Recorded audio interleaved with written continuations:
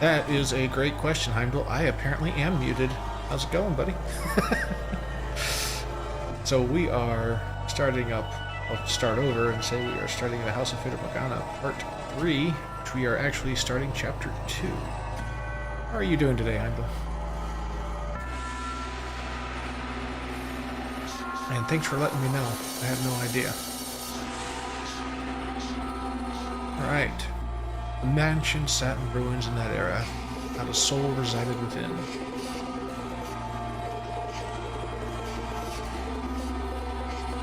The grandeur of the house was lost to the ages. It was in perpetual decline. Not a flower grew in the garden. Dust and dirt blackened the plaster cobwebs, blanketed the corridors. Ivy shrouded the outer walls. It was not a pleasant sight. As hard as I tried to fight it, I could not stop the mansion's descent into disrepair. The depth of the previous owner's grief, or perhaps despair, was far too much. After the beautiful flaxen-haired family, people stayed away from the mansion. They had no heirs, so their bloodline simply vanished into the depths of history. It had been about 50 years since the house last had a resident. The forlorn property appeared as though it had been abandoned for centuries, and the occasional villager who stumbled upon it did not remain there for more than a day. My time there was rather solitary. That was perhaps the loneliest time of my life. Everyone who visited the mansion feared it, and it was left without anyone to become its master. I even came to believe that my time serving as a maid would come to an end in this era. However, one day, I noticed something out of the ordinary. As a servant of the house, I am almost immediately aware of any new presence within its walls, and there appeared to be someone downstairs. Can you imagine just how delighted I was? Though part of me was anxious about what kind of person I might find, the possibility that it could be you had my heart aflutter. So, resisting the urge to rush, I headed for the basement. The cellar was where red wine, smoked meat, and other preserved foods were kept. By that point, the wine was practically antique. As I had expected, a man had made his way into the cellar. Is anyone there? Although I am unsure if referring to him as a man is entirely accurate. Oh my, this is quite something.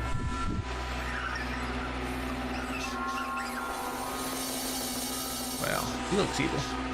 The very first thing I sensed is an almost unbearable stench. The odor emanated from the man, heightened by the food he had carelessly rummaged through. Blood-red liquid spilled from wine barrels soaking the floor. His sunken eyes had a piercing, wolf-like glimmer in them. His teeth were sharp and yellowed, visible as he ripped into a chunk of meat. He grumbled in a seemingly inhuman tone. I was looking at a beast. Or perhaps a half-beast. There was another source of odor in the room, though. It had something of a kind of metallic tinge to it, and when I noticed this, I nearly passed out. The red liquid was not just wine, as I had assumed. The beast had, I presume, stolen a weapon from the village. A sword, far too nice for him, lay on the floor by his side. I could hardly imagine how many people's lives he had taken with that blade. It was visibly wet with blood, even in the darkness of the cellar, but at the time it had an imposing gleam. The fine, luscious aroma of the wine could not mask the stench of blood in the beast. Holding my breath, I took a few moments to ponder. Ponder what? Oh, master, you know. Tell me, were you summoned here by the mansion? Did you come here knowing what kind of place it is?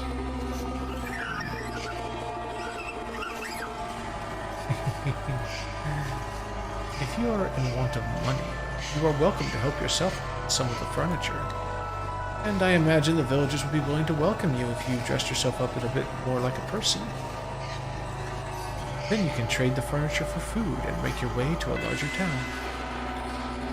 The wolf was able to fool the innocent little girl simply by putting on clothing after all. Oh dear, I was afraid you wouldn't understand me. What am I to do? I was in quite the predicament. Nevertheless, it meant a great deal to me that I had found someone who did not fear the mansion, but be they human or beast. So I decided I should give him my assistance while doing my best not to agitate him. Say, could you, perchance, be my new master?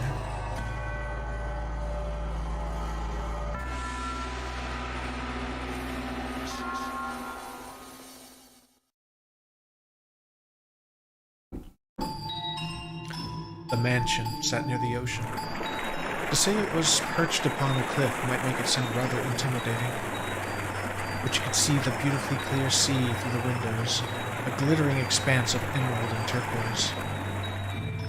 If the mansion had been in a proper condition, it would have been breathtaking against that backdrop.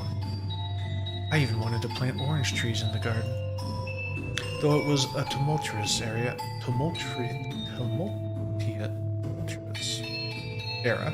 the sun still shone bright upon the land, which only served to emphasize the house's unsightliness. Oh yes, perhaps I should give you some more background information. At that period in time, a war had just drawn to a close. The once gorgeous wetlands were infested with crows picking at decaying remains. Bodies of soldiers fallen in battle continually washed up on the shores of coastal villages. The people wanted nothing more than for a certain curtain to draw on that deeply political contest. And when it finally did, the kingdom, with its richly fertile shores, was stripped of its independence, beginning a new era under new rule. The people were exhausted, their spirits wasted away, and the splendor of the ocean and sky did nothing to help. In my mind, the beast was emblematic of the times, emaciated and enveloped in the scent of blood. But the war came to an end. Thus the beast did not have to remain a beast, I thought. Did he? And so, I endeavored to make the beast more human-like. First, I needed to do something about his appearance. I would draw a bath, scrub away all the filth, and dress him in clothing left in the mansion. However, having sat unused for 50 years, the majority of garments had been devoured by insects and were of little use. So I searched the mansion top to bottom for anything the beast could wear, heated up some coals, and set to work ironing what I found. At the time, steam irons had not yet been invented. We used plates of iron heated with coal. They somewhat resembled kettles. I even prepared meals for the beast in order to teach him proper table manners. Although, with the mansion in a nearly uninhabitable state of disarray, there was only so much I could do in the kitchen. And the only supplies I had to work with were what was left in the cellar. As such, I was not able to put to use the cooking skills that I had learned in the flaxen-haired family's home time. Now, you mustn't eat with your hands. You want to get your fingers and face dirty. You eat using a knife and fork. See, like this. I feel like I'm teaching a young child. Oh my, what are you holding your head for? Oh dear, perhaps I should be teaching you to speak before table manners.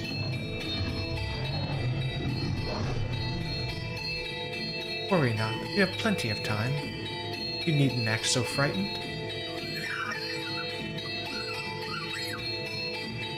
Or perhaps you do not want to be understood at all?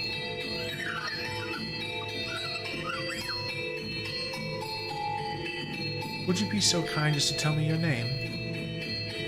You are, for now, still a guest.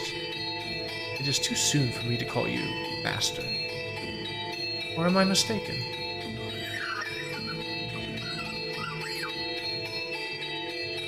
Your name? That is what people call you.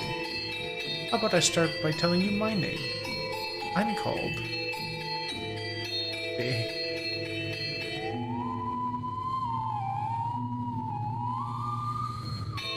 Bestia. Bestia. Your name is Bestia. Hehe, I see. Then that is what I shall call you, Bestia.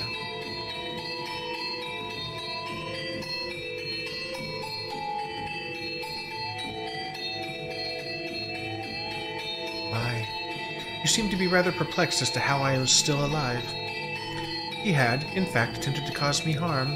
However, I am a servant of the house. The beast called himself Bestia. It is a curious thing. When I learned his name, he seemed to take on a new importance in mine. He was not a mere beast, but a thing called Bestia.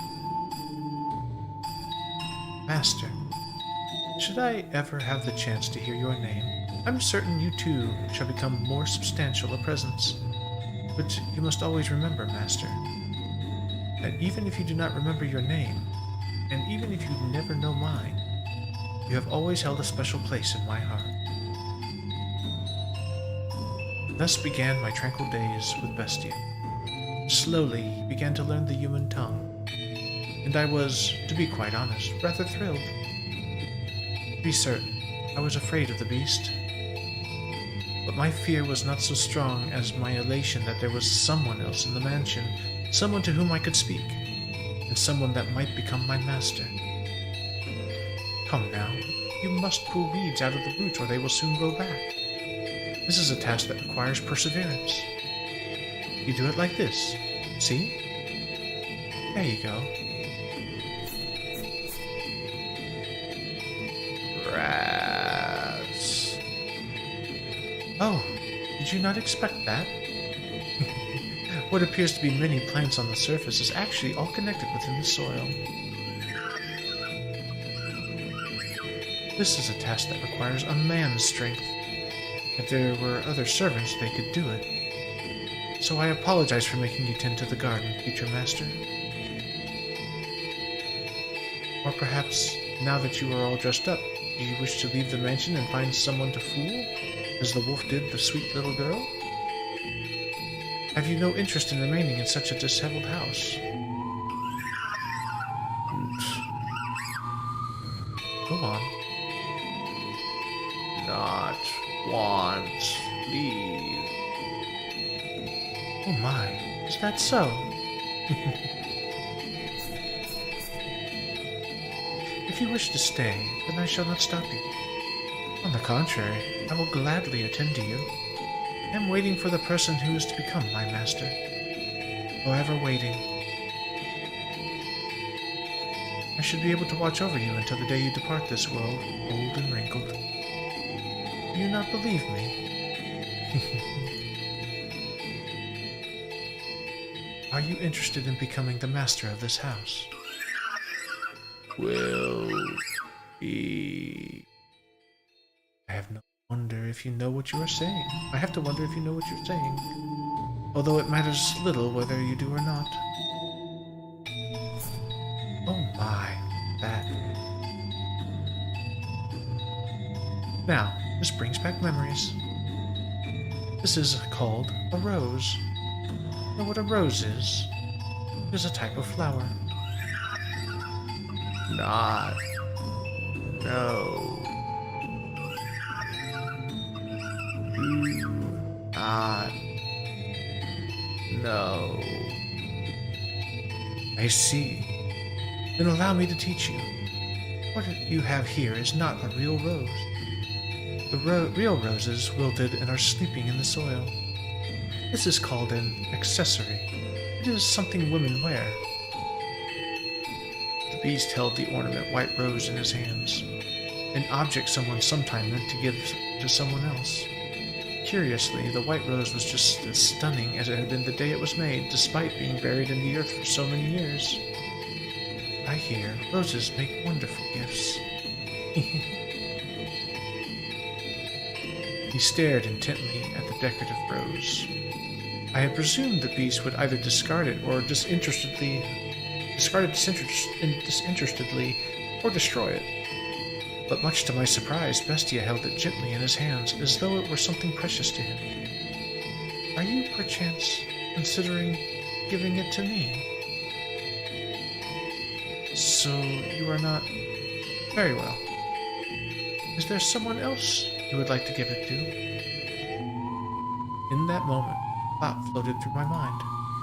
The thing I had found in a pool of blood in the cellar was a monstrous creature indeed, but perhaps that was not, at his core, what he truly was.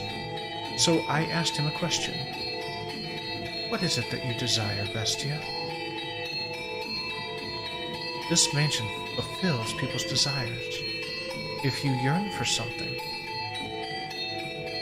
want, live, peace. Look at that filthy thing. A beast! It's a beast! It's eating goddamn sand! You really that hungry? Beast, you foul creature! Stay the hell back! Get any closer! Filthy beast! And I'll kill you! Several days passed by. As Bestia began to act more like a person, the mansion followed suit, slowly becoming more habitable, though not yet back in its former glory. No flowers grew in the garden, but neither were weeds infesting it. The dusty corridors, shattered windows, rust-covered kitchen gradually returned to their proper states. Bestia learned how to change his own clothes and how to draw a bath. No longer did I have to wait on him hand and foot. He could take care of a number of things all by himself. What he lacked for food, he acquired from the forest. Never did he go to purchase supplies from the village. Rather, he captured hares and gathered herbs hidden in the overgrowth. They were days without incident. And though such a life may be want for excitement, peace is something that you mustn't take for granted. Those who have it cast aside, finding the leisurely flow of time dull. Only those who have never experienced it truly know how precious it is. Bestia appeared to be content. He wore an expression of solitary serenity. Someone? Is anyone there? And then, one day, a crack formed in an uneventful tranquility. Is anyone in there? Could you part with some food? I don't need much. Some food and water. Just a little, that's all I need. Bestia looked over at me, as if seeking my aid. Ironic, no? It was the visitor who was truly in need of aid. I pondered it for a few moments, deciding I could not simply turn away someone calling upon the mansion. Had Bestia ordered me to not let him in, I would have followed his instructions, but he said nothing.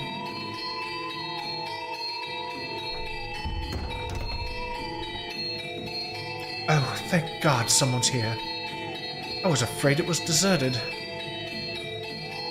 You said you were in need of sustenance? Yes. It doesn't have to be much. Anything to quench this thirst. I got lost, and it's been several days. Give me a few minutes. I will find... Let him in. A firm, deep voice came from behind me. I was quite startled. When had the beast learned to act so much like a human? When had he learned to speak so clearly and to behave so much like a master? Ah! Upon seeing Bestia, a look of terror appeared across the wanderer's face for a moment. To my eyes, Bestia was the very image of the head of a house, but to an outsider he probably appeared to be nothing more than a beast in man's clothing. Prepare him a meal and a bed. I suspect he is quite tired. Thank you very much. But in time, the fear drained from the man's face. Bestia sat precariously on the border between man and beast. Though he still had his doubts, the wanderer revised his first impression, deciding Bestia was human. As the wolf had fooled the little girl in the forest, he too had succeeded in playing the role of a man. Hey, how's it going? Fox, appreciate it. Thanks for dropping by. I thought I was a goner for a while there, but you really came to the rescue. And a meal like this on top of that, you really didn't have to. Though I guess that's not an appropriate thing to say as I'm eating. What kind of meat is this? Hare. It's damn tender for a rabbit. And here I thought it was beef. You have quite the skilled chef. Oh, is she the one who cooked this? Is she your wife? Oh no, I am merely a servant. A female servant? Huh. Don't see that very often. This mansion's just full of surprises. I can hardly believe it.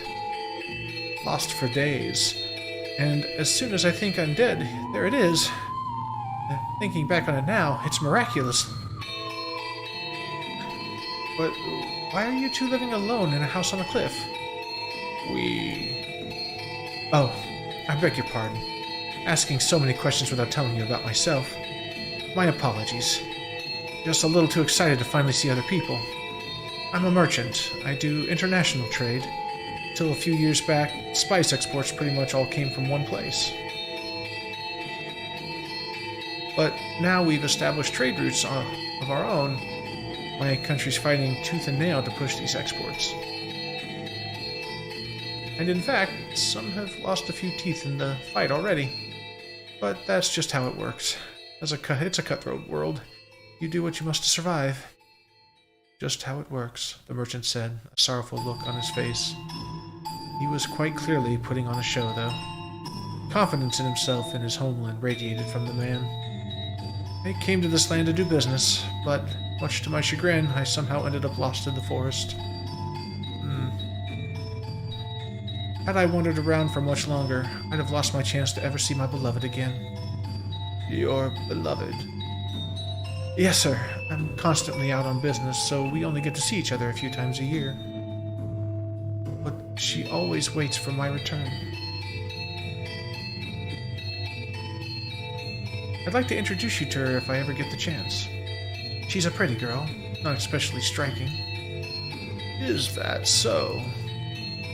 The merchant was a man of many words, and I, for one, do not mind a lively supper table. Though I know not how Bestia felt, at the very least I was glad he had invited the wanderer into the mansion. He was, after all, holding a proper conversation with someone, and he seemed to have success concealing his piercing, beast-like gaze. However... Oh, right. I stopped by the village before entering the forest, and I heard a bone-chilling tale there. As soon as the merchant brought up the subject, a palpable tension spread through the room. They say there have been sightings of a beast. It's a creature unlike anyone's seen before. Not a wolf, or a bear, or anything like that. It even attacked the village once, killing several people. Thankfully, the men managed to drive it out. But the creature is still alive. There's nothing in this world scarier than a vicious beast.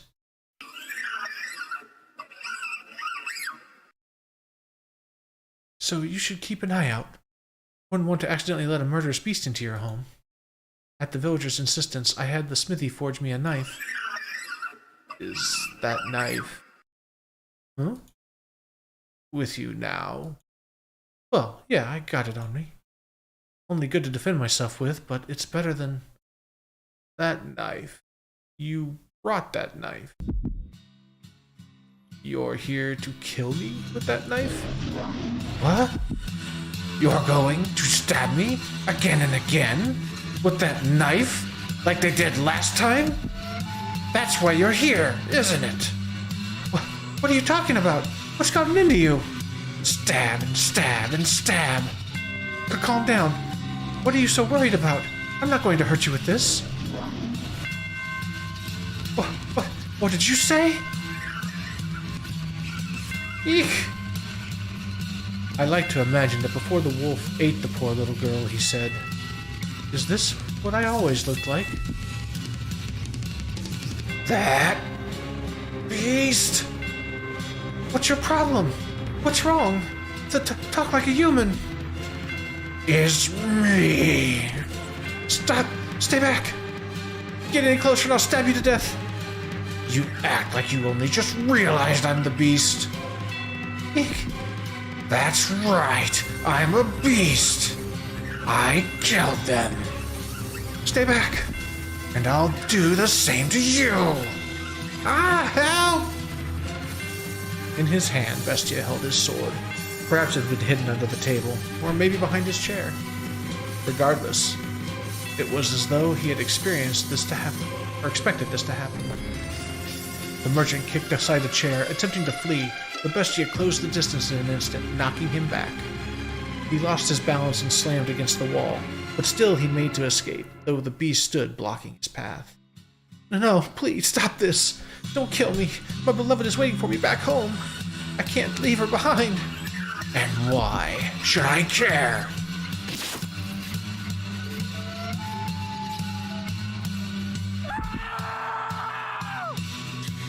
A dreadful scream echoed through the dining room.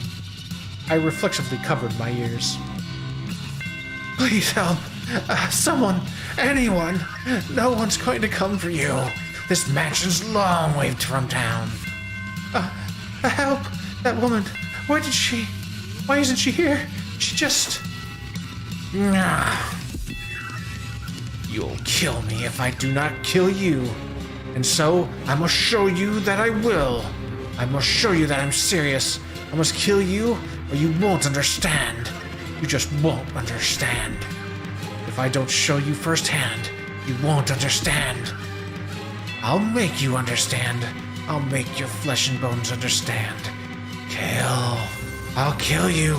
I'll kill you. Kill you.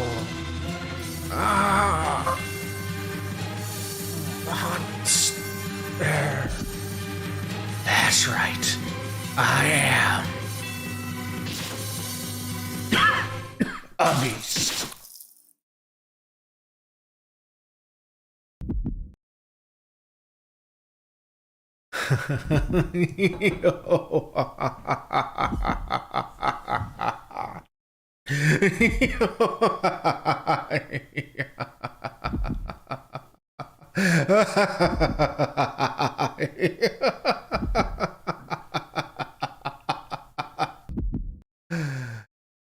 They had been enjoying a peaceful meal around together just a minute earlier. So what had triggered this? If I were to guess, the merchant saying the word knife is what caused the beast to snap. A simple thing to set him off. I could not comprehend it. Bestia, who had said he'd wish for peace, was staring down at the ravaged corpse of the merchant, with a look of ecstasy on his face. Master, can you understand how he felt? Even just a little. Did he not yearn for peace? Did he not yearn for peace, but for slaughter?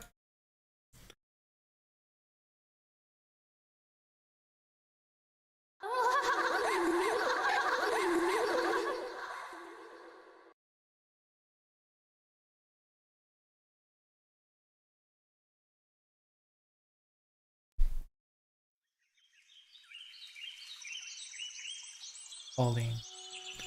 Alright, that does it for today's shopping. And now, the moment we've all been waiting for, snack time. There's nothing better than having a ham sandwich in the park. Oh dear, maybe I should lower my voice when I'm talking to myself. But it's so nice out, I just can't help myself. Does the weather have anything to do with talking to oneself? Not important. Food. Food. If he were here, it would taste even better. Wonder when I'll get to see him next. Pauline! Pauline! There you are. Oh dear. What's got you so fragile, Mom? Oh, Pauline. What is it? Did something happen? What's the matter, Mom? Mama? Pauline. This isn't like you, Mom. It's not like you at all. Tell me what happened. I told you to stay away from men who trade. Huh? Oh, Pauline, my dear daughter. Why must God be so cruel to such a sweet girl? You're hurting me, Mom. Don't squeeze me so tight. What's gotten into you? Listen carefully, Pauline. You must be calm and hear me out. Understood? Your lover, the beloved man you wait for, is dead.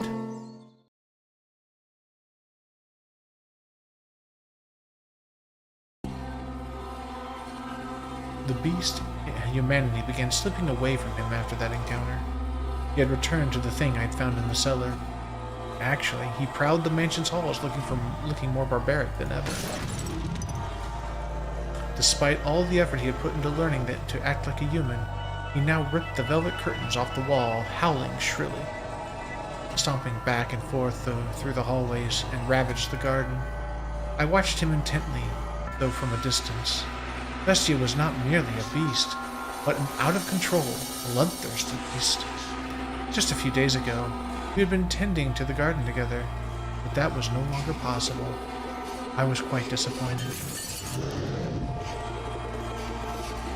Eventually, Bestia discovered my hiding place. I had not felt regret in a very long time, but I felt deep regret in that moment. More! Don't have enough. Not enough. I need more. I need more. I must satisfy these urges. Are you saying peace was not enough to sate you? Did I mishear you when you asked for peace? I was mistaken. Asking for peace won't solve anything.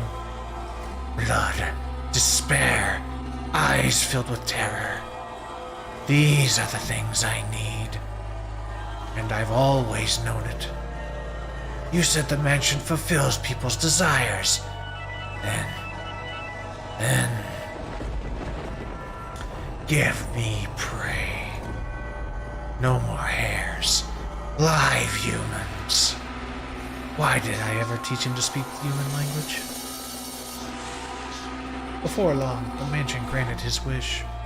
Once a week, a villager or a traveling merchant from somewhere would wander into the forest, ending up at the mansion on the cliff. Though something felt suspicious about the man who greeted them at the door, on the surface, he looked like a proper nobleman. So they all eventually chose to trust Bestia. The mansion had an air of loneliness about it, but it was adequate to provide rest for their weary feet. There was food and a bed, and most comforting of all, there were other people. The lord of the house treated the lost souls like esteemed guests. He poured them fine wine and had me cook for them. No one suspected in the slightest that he was a beast. He put on a reasonably convincing act. Because, yes, I had taught him how to behave like a master. The visitors all went to bed contented. But as I am sure you can imagine, Master, they would never see the light of day again. The penetratingly bright sunlight particular to this area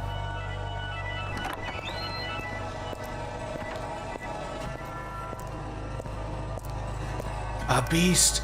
It's a beast! You disgusting creature! You hideous monster! Kill him! If that's how you humans want to do things, then I'll play your little game. I'll play it even better than you. I'll kill you. I'll slaughter you. No, please don't. That's it. Cry for me. Beg for your life. Pray for mercy. Weep and struggle and suffer. Doom and die. No one understands. No one can possibly understand my despair. What did I ever do? Was it just because I'm a beast? When did I become a beast? Why do beasts have to die? Beasts are savage, and so they must die. I'm a beast, therefore I'm savage. In which case, I'll kill them. I'll show them what makes a beast so terrifying.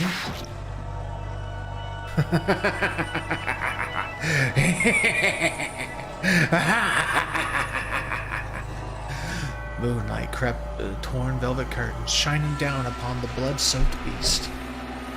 It was a sight that would incite terror in any. Look at this. No one can stand up to me. Humans have no chance against beasts.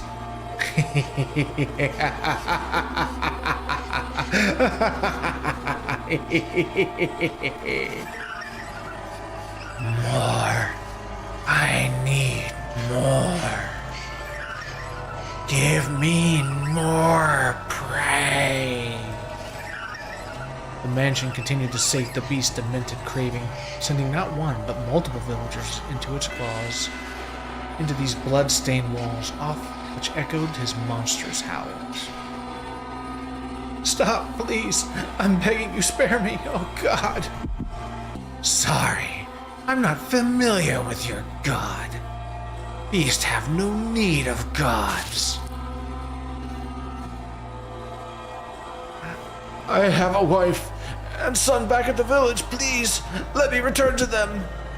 Why don't you bring them back to me? I'll send them to the same place you're going. I'm with child. Please let me go. Are you now? In that case, I'll kill the baby first. Damn, you damn monster. That's right. I'm a monster. And by killing, no one can define me. I have to show the world that beasts are the most frightening things in this earth. The beast began to change his style, making sick banquets out of his kills. Some days he would tie his guests up in the cellar, playing with them for hours until they finally died. Some days he would drain them of their blood and bathe in it. Some days he would spread them out on the table and feast upon them. Every week, another atrocious party. He did everything imaginable. As a faithful servant of this house, I am confident I can do most anything I am asked. But you can surely imagine my surprise at having to use the cooking skills I learned while serving the flaxen-haired family to do that. I can only wonder if it actually tasted any good. Bastia's peculiar sword was always with him for his twisted banquets of self-gratification. However, much blood stained it, it never lost its sheen. It was as though the sword drank of the flesh of humans. Master, can you imagine just how wretched I felt? The mansion, once a beautiful sight to behold, reeked of death and acrimony. The stench of rotting flesh seeped up from the cellar. Even the years it spent forsaken and in ruins were preferable to that. Or perhaps I only had myself to blame. It was I who had invited the beast into the mansion. More! Not enough. This isn't enough to satisfy me. But Bastilla still sought to hold more of his perverse parties. Lost villagers were no longer enough to quell his urges. He was indeed a genuine beast. And in time, this is what he began to wish for. Can you get me any more better prey? Something truly exquisite. The perfect prey to quench this maddening thirst of mine. Do you know what he meant when he asked for the perfect prey, Master? Perhaps a hero. Someone courageous enough to stand up to him, with whom he could enjoy a battle to the death. Perhaps a dazzling young nymph to satisfy his other primal urges. Or perhaps what he wanted was not human at all, but a demon or a phantom. I would soon find out as the mansion attempted to grant his wish, bringing yet another guest to the house on the cliff.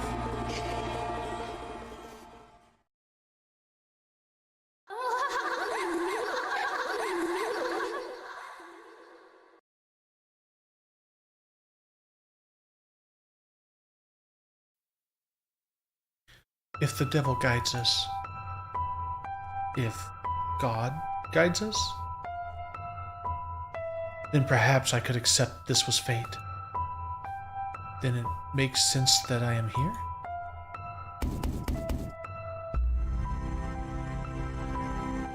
Is anyone there? I've lost my way. Would you please be so kind as to spare me a little food? Ah, there it is. There comes the poor little offering. They never learn. They just keep coming, again and again. The mansion keeps granting my wish. I would be glad to provide you some food, and you are welcome to stay the night and get some rest. I will have a room prepared. Then, I suppose I shall take you up on your generosity. I have been wondering for a very, very long time. What was that, Master? You recognize her? I imagine you would. That white hair, those red eyes, skin the color of freshly fallen snow, and that flawlessly beautiful visage. You could not possibly mistake her for anyone else. And no, it is not someone who happens to resemble her. I can understand why you would be surprised, Master. At first, I could hardly believe my own eyes.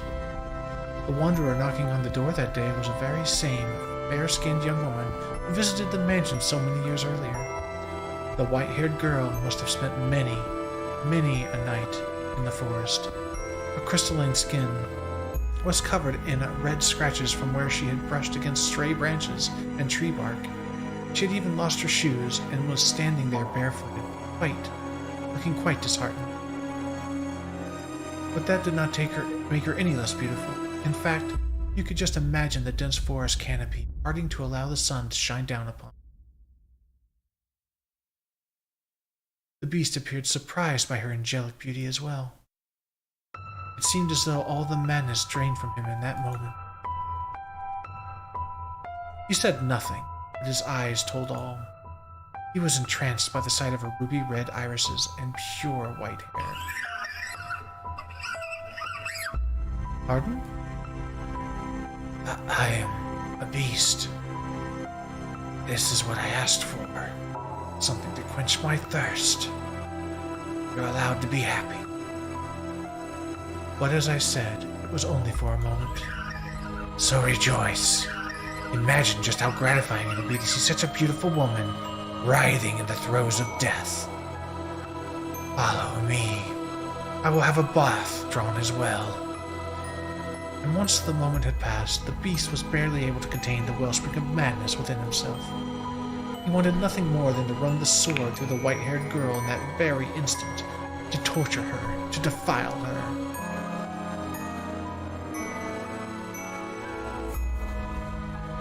He tended to her wounds, served her supper, and drew a bath for her. And afterwards, the beast even made to provide her with a dress to wear.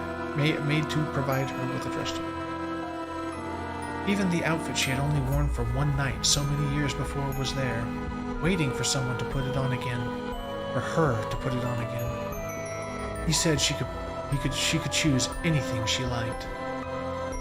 She, being such a modest young woman, said she needed not of such a fine attire, and what a shame that was. I too wished to see her in a dress once more. I need not such fine clothing. You needn't be modest. No, that's not why. Are they not to your liking then? No, my apologies. You are very generous.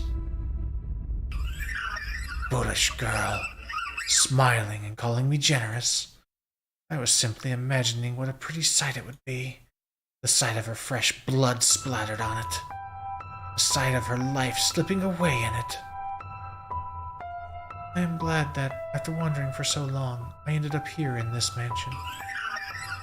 And in a few hours, you'll be feeling the exact opposite. Get all the rest you need. I shall see you again in the morning. I thank you. Bestia made his way out of the girl's bedchamber. His mask came crumbling off after only taking a few steps.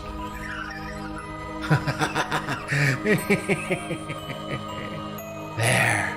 That's precisely what I wanted. Ah, just imagining how such a beautiful woman will scream. How she'll beg for her life. Hey, are you there? The mansion has given me the perfect offering. Hey, hey, is she not here?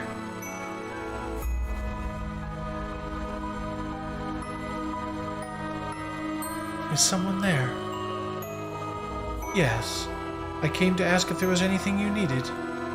I cannot offer anything extravagant, not like before, but I'm here to provide you with anything in my capacity. I appreciate the offer, but I need nothing. Being allowed to stay the night is more than enough. Do you work here in the mansion? Yes, indeed I do. I have been here for a very, very long time. A very long time? You might think this an odd question, but have we met before? Something about you seems familiar. And I get the feeling I've been in this mansion before. Yes, we have met. It was quite some time ago, though. When was it? It was an unimaginably long time ago. You remember a boy and girl with flaxen hair? Flaxen hair. I apologize. My memory fails me. Do you not remember me either? I see. You should probably not push yourself to remember then. There were joyous times, and there were less joyous times. But would you be so kind as to answer one question? What might your name be? My name? My name is... I see. So you are... again. Again? You should get some rest. I'll make tea for you in the morning. Also... Go on. Close your eyes.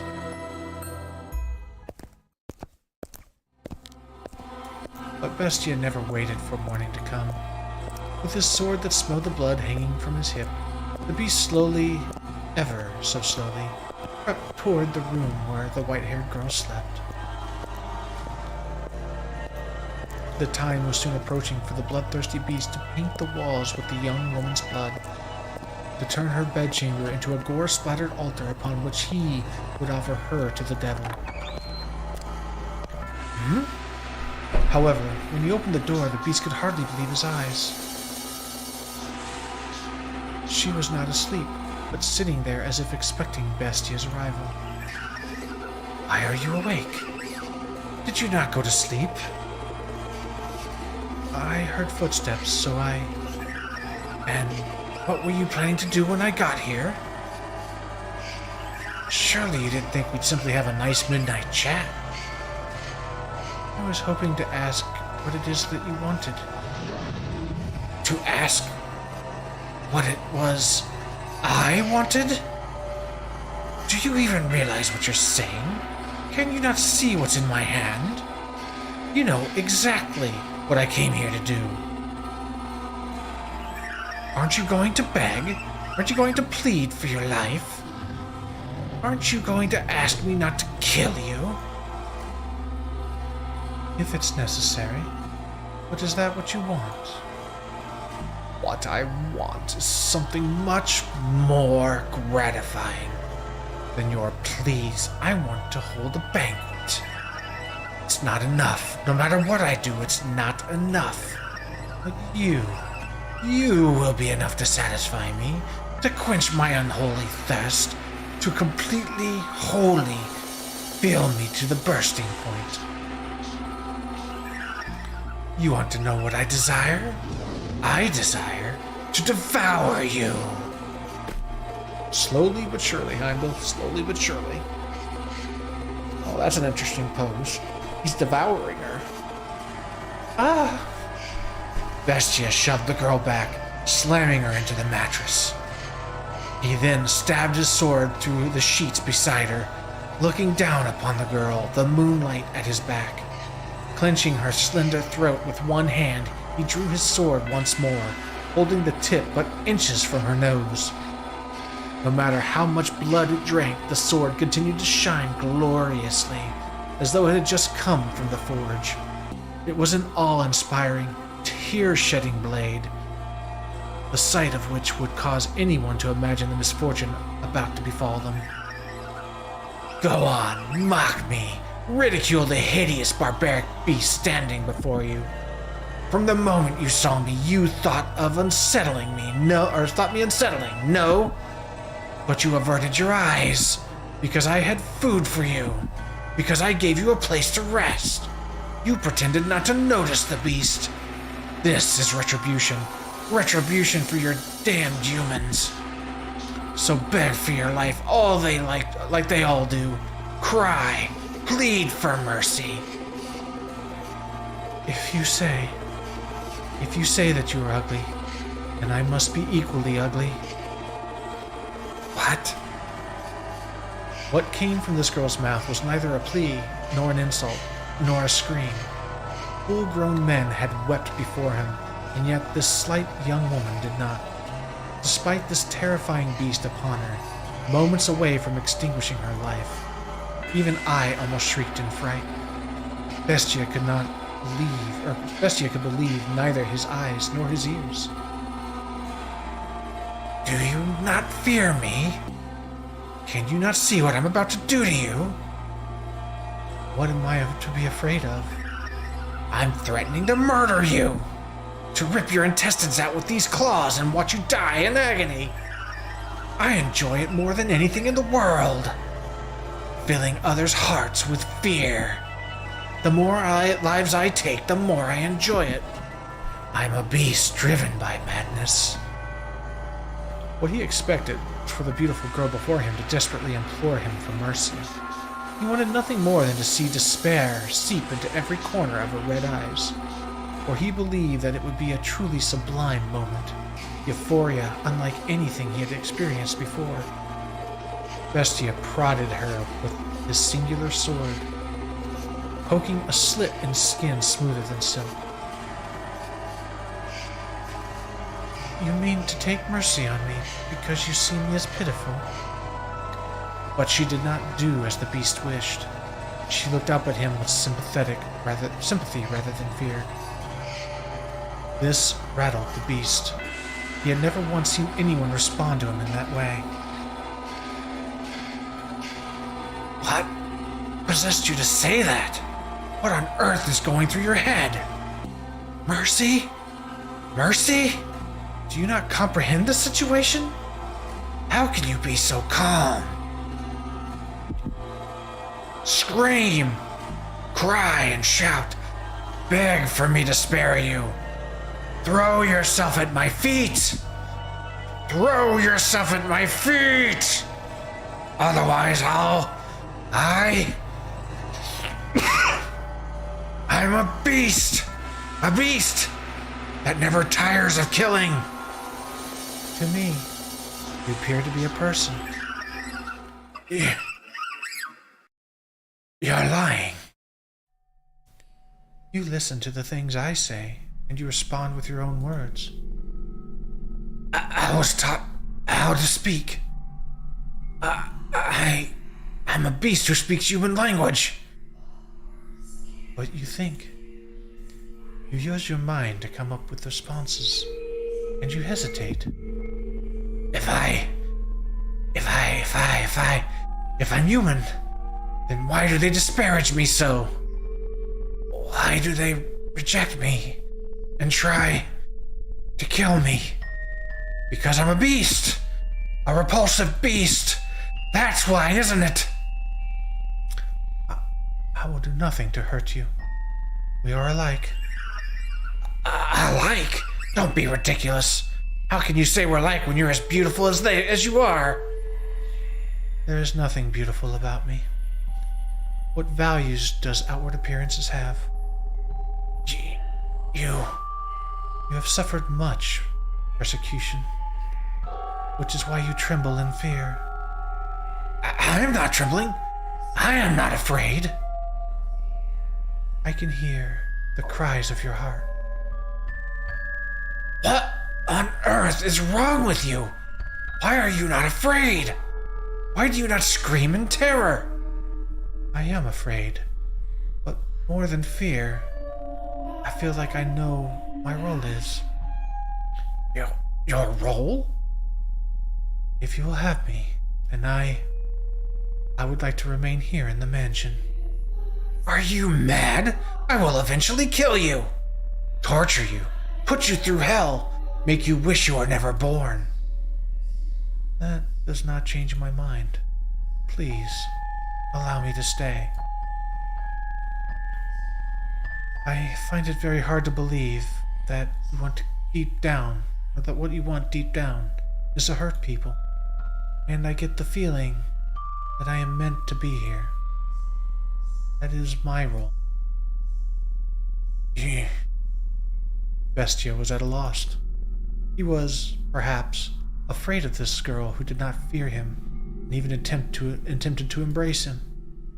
She behaved too differently from all the other humans he knew of, who only ever harassed and pushed him away. Why are you so kind to me? To this beast, this murderer? Bestia's sword slipped from his hand, hitting the hard floor with a metallic whine. When the sound died down, the white-haired girl extended her hands for the beast with utmost of affability. Her fingers were white and freshly fallen snow, something this area never saw. They traced his distinctive frame. They ran along his unusually shaped nose. They slid across his rough, yellowed skin. They drifted around his rather small eyes. The beast trembled once more, this time not out of a twisted desire from deep within, but from the unimaginable comfort of physical contact. Her fingers moved so gently, so pleasantly, wrapping him in their warmth. Are you crying? A single teardrop slid down the arc of her. Looking into her clear eyes, Bestia came to a realization, and at that same time he felt somewhat dismayed. You are without sight. Taken in the throes of his primal urges, the beast had not noticed, but there was an emptiness in the girl's eyes. She appeared to be gazing far into the distance, not focused on the man despite being so close enough to touch him. The tears had begun running down Bestia's cheeks earlier, when she had called him a person. But it was not until one of those droplets had slid across the back of her finger that she had realized. She would, indeed, have no need of extravagant dresses after all. She could not see what she was wearing. That is correct. I am blind. But whoever decided that reality is only that which can be seen? I know not what appearance I have. In the darkness, everything is as one. There is no difference between beast and man. If you are a beast, then I too must be a beast. To call the girl a beast would be paramount to eating sugar and insisting it was salt. Do pardon the trite analogy, please. But you know rather well, Master, that the white-haired girl was not at all what you would call a beast. Not simply in appearance, but all the way down to her core. There was nothing beastly about her. Her words brought him faint pain, but the beast still felt, on some level, that he wanted to keep her at his side to see what would happen. His next words were in a large part impulsive. I am grateful that you cannot see. Without exception, everyone who had wandered in the mansion had lost their lives before the sun rose the next morning. She was the first visitor who had not met this fate. Over time, Bestia's madness gradually subsided. He even began to seem rather tame. You would hardly believe it was the same beast who had once reveled in those perverse festivities. He was, I imagine, at a loss for how to behave. I too would be flustered in the constant presence of such beauty. But it was not just her appearance. She had said she wished to live with him, a beast who had committed countless atrocities. Perplexing indeed. What is the matter? Do you honestly not fear me? Do I appear to be afraid of you? No, you do not. But you would, if you could see me. You would react the same as everyone else. You would mock me. You would despise me. You would want to kill me. You don't know what I've done because you can't see. I enjoyed it. I basked in their terror. So why do I not want you to find out? I don't want you to know how many people I've tortured, how many I've slaughtered, how much blood I've imbibed, all the horrible things I've done. Horrible? I'm aware that what I've done is wrong, but I relished in it. I wanted, for so long, to slaughter them. I desperately desired to see blood, human blood. What is it I crave? Murder or laughter? I said that I had no need for peace, yet here I am. Is something the matter? No, some tea. Oh, shall I make some tea? Shall I make some? Are you thirsty? No. I made some tea. It's probably cold by now. I thought you might want some. You don't. No, I'll take it. What are you laughing for? Because I'm happy. Is it to your liking? It's bitter. Is that a yes? Is that a no? We shall never know. Their life together began quietly, their days without event. They had no extravagant meals. There were no swaths of guests lending life to the mansion's halls, but there was also no screaming in fear for their life. Yes, Fata.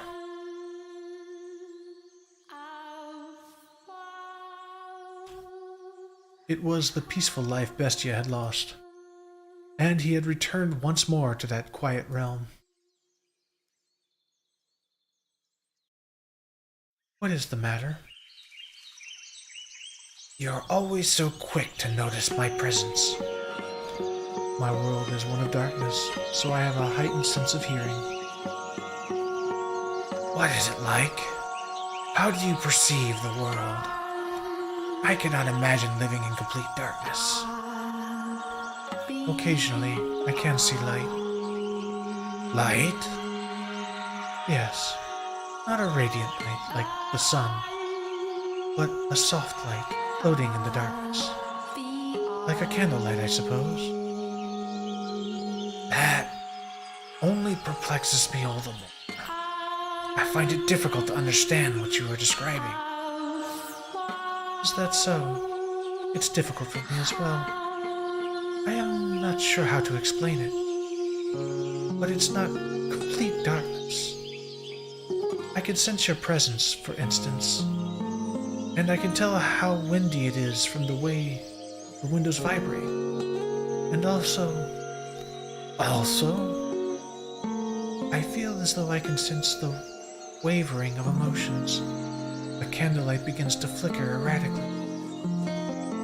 From fear, intense sorrow, or other similar emotions. My emotions? I do not know. It could be yours, and it could be mine. This mansion is a very peculiar place. The candlelight is always wavering, and yet it seems somehow stable. It makes me feel as though this is somewhere I belong. I don't think I understand. I am a beast, so I lack the intelligence. But you... I am going to go hunting. Is there anything you would like? Whatever you like. Alright then, if you find any fruit, that would be nice. Fruit.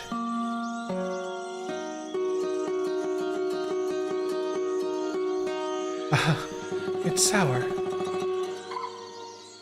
Picked it before it was ripe. I didn't know. Is that a bad thing? I don't know anything. I cannot see, but if the fruit is still green, you are not supposed to eat it yet. What color are these? Green. No, blue. Shall I give you a hand preparing supper? I cannot ask for help of someone who can't see. You'll hurt yourself. Don't worry. I can tell for the most part where things are by touch and sound. Are you worried? Worried? Worried. Worried. The thought of blood dripping down her finger doesn't excite me. What's going on? What on earth has happened to me? If I appear to be in any danger of harming myself, please let me know. Then you have nothing to worry about. You not seem any more comfortable in a kitchen than me. She always cooks the... Where did she go? Huh? She always comes when I call.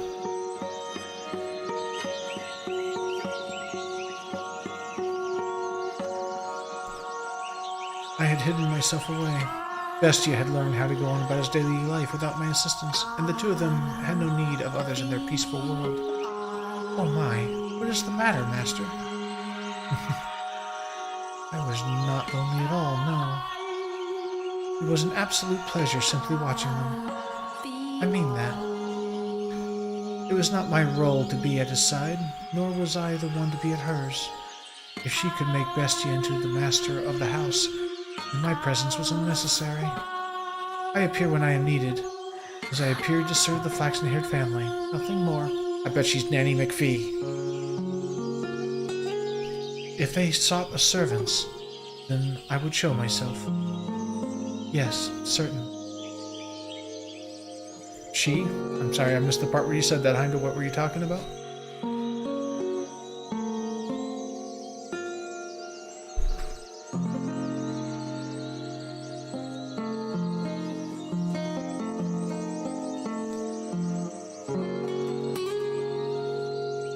Yes, certainly. After some time, they began to sleep in the same bed. Oh dear. No, not for the reason you're imagining, Master. Wow, chicka wow wow. You thought no such thing?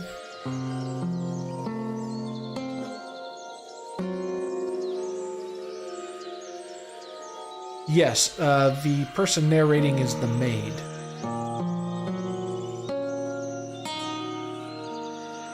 And then, that's the one who's talking right now, whenever, or at least that's who we think is talking right now, at the very least. You thought no such thing? Though they slept in the same bed, they did not lay together. They did so, it seemed, because they were more comfortable in the same place. The two acted more like family than lovers. Hey, hello? Are you asleep? No, I am awake. Is the candlelight wavering? Right now, it is very calm. I see. Say, tell me about your childhood. What, me? Won't you? My childhood. Yes. No, I just noticed something.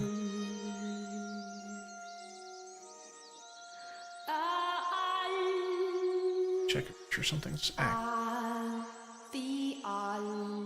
It's active. It's not shown. Okay. Continue on with the game. Yes, I have no such stories to tell. When I was a child, I lost everything. My mother, father, brothers, everyone. So for as long as I can remember, I did not have a father. I lived alone with my mother, but I never felt like that was a bad thing. Was she kind? Yes, very. She was a compassionate woman. But we were poor, and because I cannot see, my mother was the only one who could work. She would be away for long stretches of time, supposedly because she served at a respectable house. I do not know whether or not that was true. Perhaps she was doing much more demanding work. I never asked. I believed not asking was the best for her. From time to time, I would receive letters from her. Someone who lived nearby read them to me. The letters went something like this. Life in the mansion is difficult, but everyone treats me so well, and they say I do good work. I'll be back with more money soon, so you be a good girl. Other than that, she allegedly expressed concern for my health and safety, as well as repeatedly saying how much she loved me. You have a good mother. I did. Nearly everything I remember my mother saying to me was written in her letters. So... It does sound like a really good music. It's all original music, apparently. Nearly everything I remember my mother saying to me was written in her letters. So much kindness. And why do you not live with her now? How did you end up here in the mansion? Before long, she lost her life at her place of employment, and I was sent the money she had earned. It was, I imagine, hard enough to survive on. When my mother was alive, she often lamented my blindness. If only you could see, she would say, I could show you just how extraordinary this world is. So, I decided I would visit a renowned physician in order to fulfill my mother's dream, a physician in this country. However, on examining me, he said that he could not restore my sight. Dejected, I was on my way back home when bandits attacked. They robbed me of my money and I brought to pay for my treatment. I lost everything my mother saved for me. The money she gave me, she gave her life to earn for me. I failed to repay her for anything she did, which cast a dark cloud over my heart. My world has always been wrapped in darkness, but at that moment, I was in the deepest abyss. There was not even a speck of light. I was at a complete loss. With nowhere to go, I simply wandered. No destination in. And that was when I miraculously arrived at this mansion. It was as if it had summoned me here. You were being summoned by the mansion to fulfill my craving, but it didn't end up that way. I wonder if the mansion is disappointed. I see. I apologize for not having a brighter tale to tell. I imagine you were hoping to hear joyful childhood memories. No. Did they hurt you? Pardon? The bandits. When they attacked, were you hurt? You are so compassionate. I am no such thing. I am not compassionate. I was perfectly fine. I took a few scratches, but nothing you need to worry about. I see. I believe but I am happy now. I was unable to regain my sight, and I haven't the money to return home. But I believe I left in order to come here. Is your life, right now, happy? I am terrified. Am volatile. Am growing accustomed to this woman's comfort. Am afraid of losing her. A beast should not have these feelings. Murderous beast. Take this. What is? It makes a good gift, supposedly. Was planning to throw it out when I learned that. But I couldn't. I felt like I was meant to give it to someone. That could only be you. It is a fake white rose. A white rose accessory. Do you not want it? No, I do. I just... for some reason... Never mind. Thank you. I appreciate it.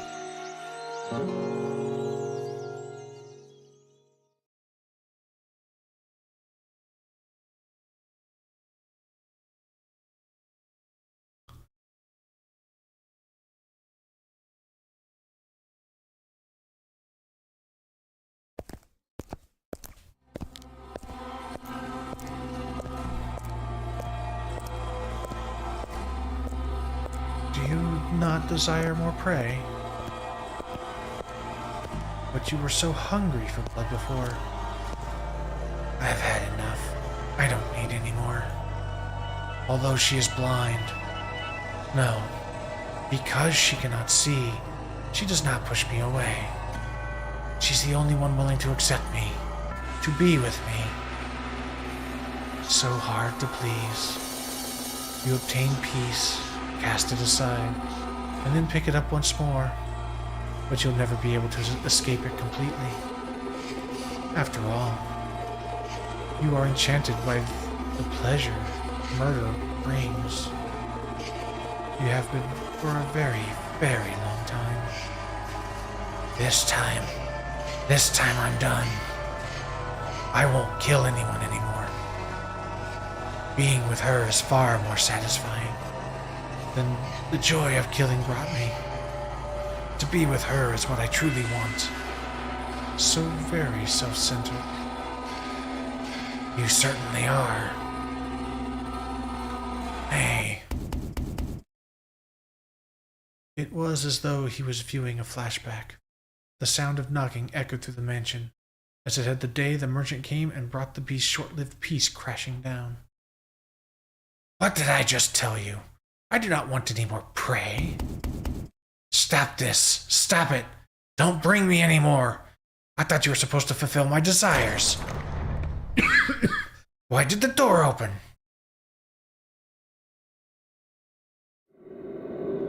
Sword in hand, Bestia ran through the mansion's halls. He was overcome with fear. He had obtained the peace he so dearly wanted, and even found someone who did not fear him. He was terrified that the appearance of more prey would cause all this to crumble.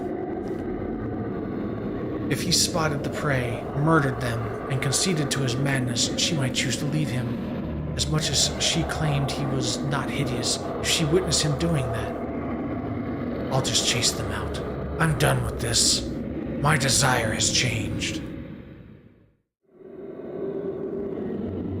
However...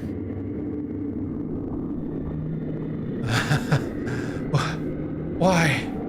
Why? Bestia shuddered in terror at the sight.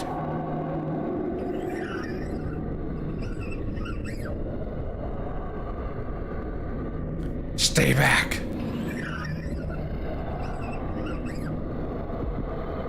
Stay away from me. He broke into a run. It was not, after all, helpless prey that had entered the mansion.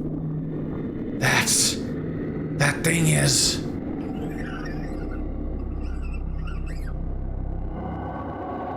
The monster's voice seemed to slither along the floors behind him. Felt as though if he were to turn around, it would be right there on top of him. Why are you chasing me? Bestia shouted with fear in his voice, uncharacteristic of what the beast who had so readily slaughtered his prey. But can you blame him? That's a Bestia.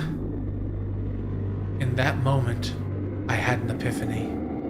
I had assumed he had called himself Bestia, unaware of what the word meant. A Bestia other than me. Bestia is not, in fact, a name. It is a word that means beast. Indeed, a second beast had come into the mansion.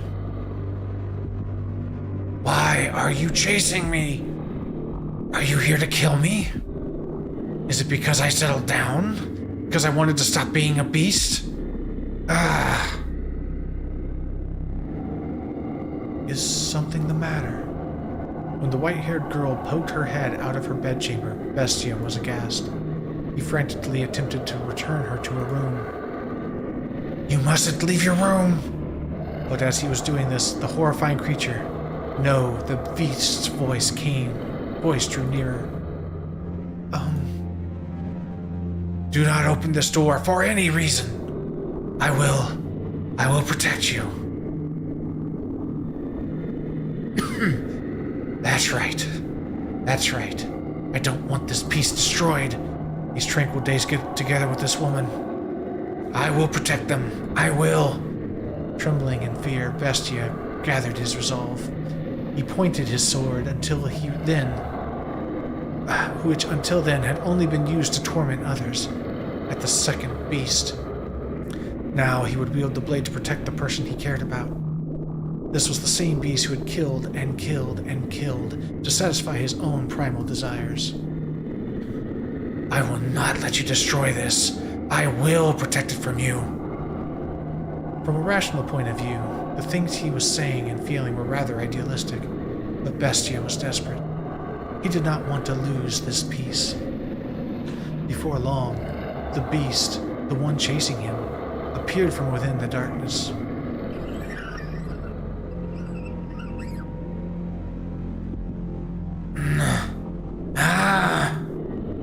Say, Master, if resolve was the only thing necessary for one to act courageously, would that not mean nearly anyone could become a hero?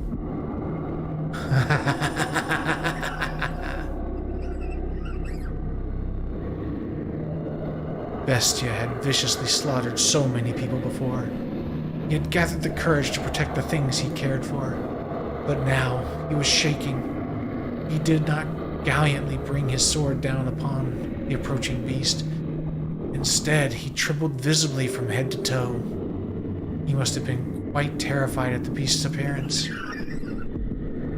Stop! No! Stay away from me! Don't stay back! Seeing Bestia so scared, I can imagine the beast thought it a prime opportunity for it to slowly, ever so slowly, amble toward him.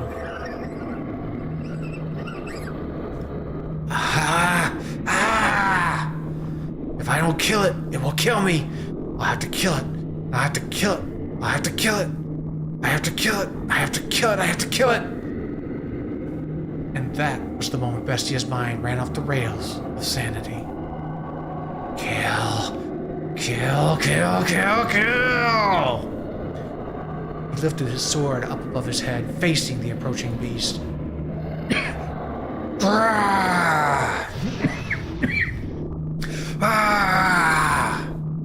And ferociously.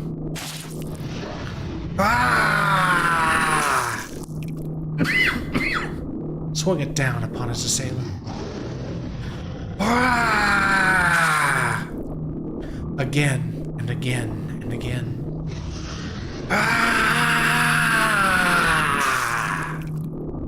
Screaming horrifically at the top of his lungs. It continued swing after swing until the other beast had gone completely still.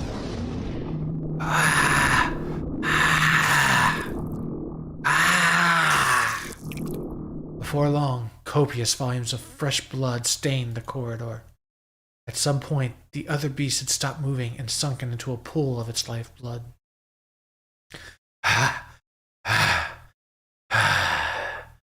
I did it. I did it. I killed it. I killed the other bestia.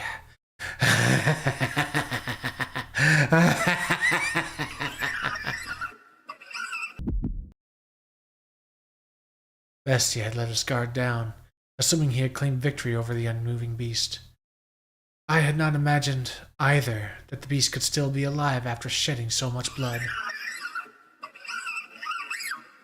Stay back. The beast reached its hand out towards Bestia. It was determined to drag him down to the underworld, it seemed. Slowly sliding along the slippery floor, it dragged itself toward him. Even on its last breaths, it continued reaching for Bestia, fixated on him. He kicked the beast's hands up in the air, staggering it, and then he, burn in hell, rammed his blade down into it.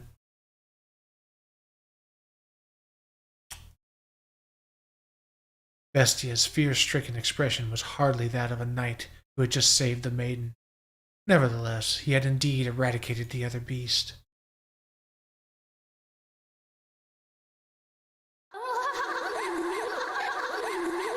Well, that laughter sounds like it's promising. I'm going to take a short break to grab a drink. I will be back very shortly.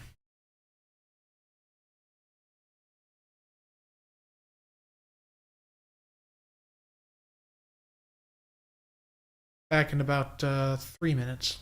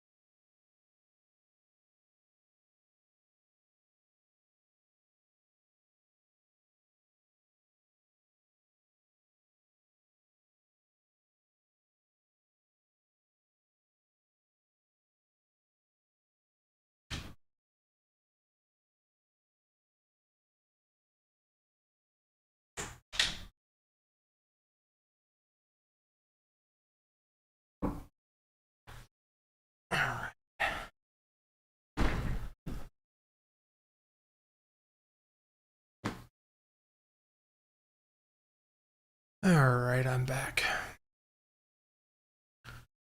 Okay. You come back again today. You come back again, okay? Promise me.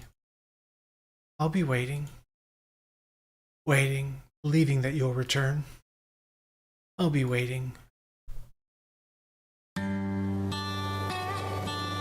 It's about time for you to set off. Indeed.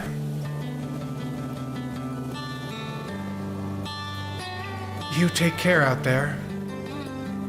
Don't eat anything funny and get yourself sick, got it? I'll be fine. I'm a tough one. The more overconfident you are, the more you'll push yourself at risk of getting hurt. Make sure you drink lots and lots of water, okay? Take care not to get heat stroke or sunstroke, okay? You worry too much. Relax. I know how to take care of myself on a ship. I know, but you never know what might happen. I want you to be in good health when I see you again. I will be. Though I'll probably keep you waiting for a long time again. I'll be waiting. Don't worry about me. I'll be waiting, I promise. I managed to wait 1.5 years already, so I can handle this. Come back, okay? You have my word. Thanks. Safe travels. I doubt it's ended. I refuse to believe that he could be dead.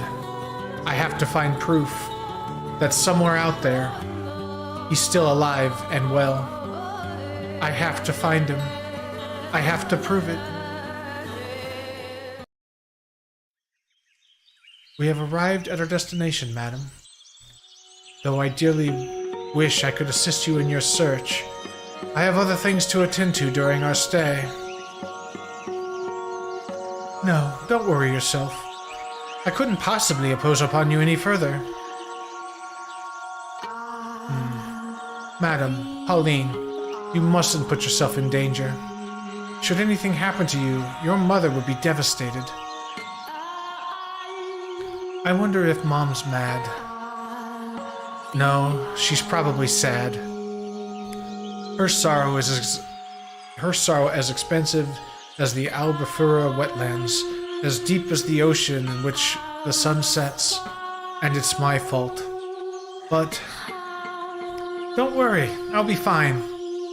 As soon as I have certainty of his well-being, I'll go straight home. Me and him, together. Pauline, your lover is... I have faith in him. He would never break a promise to me. He always came back to me, no matter how long it took. A man like that wouldn't suddenly disappear on me. There's been a mistake, and I have to prove it. I have to be the one to do it, because he'll remain gone unless I see it with my own eyes. I wonder who you inherited your stubbornness from. What? Nothing. An acquaintance of mine lives in this village. I shall be staying with him. I'll let him know about you. He should gladly welcome you into his home. Thank you, Orlando. You've been such a big help. Pauline. 1 month. You search for 1 month, and if you haven't found him, you come home with me. Will you promise me that? You are her only daughter. Okay. Good. To tell you the truth, I regret bringing you with me. What I should have done is drag you back home. But I couldn't bear to see you like that, Pauline. It was like I was looking at her when she was younger. Orlando? Anyway, 1 month, understood? Yes. Don't worry, a month will be plenty. I will find him before the month is up. The sleepy seaside village is on the small side, but, from what I've been told, it used to have a flourishing fishing industry. Now, though, it's like there's a fog hanging over everything. That's not too surprising, I suppose. A few months ago, the village was part of a war for control of the country, and they're now under a different rule than before.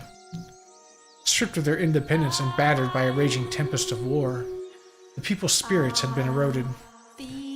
And spiritual damage is not so easily mended. Even if they were not physically harmed, there are deep wounds in their hearts. It's a lovely village, though. The breeze feels different than it does back home. Beneath it all, I'm sure the people are actually quite friendly and cheerful. A long time ago, I went on a trip to the land in the south. This country is quite a bit of south of mine, too. People blessed with lots of sunlight are bound to be warm at their core. Say, Orlando. Yes. May I take a look around the village? I don't see why not. The sun's still up. I'll need some time to catch up with my acquaintance, so I suppose this is as good an opportunity as any. Do you know where to find me, madam? Yes. You go down that way. Turn at the second crossroad. Follow it straight for a little. Cross over to the other side. And it's right there, right? Are you sure you can find it? Don't worry. All right, then. You're planning to stay within the village today, right? I'll see you in a little bit, then. If you get lost, give me a holler. As much as you may insist otherwise, you really do care, Orlando. I feel bad enough as it is. Please don't take advantage of me. I think I might take full advantage of this. Thanks. See you in a bit.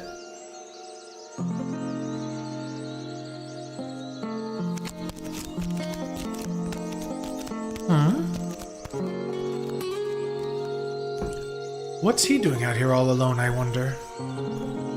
There's no one else around. I wonder if something happened.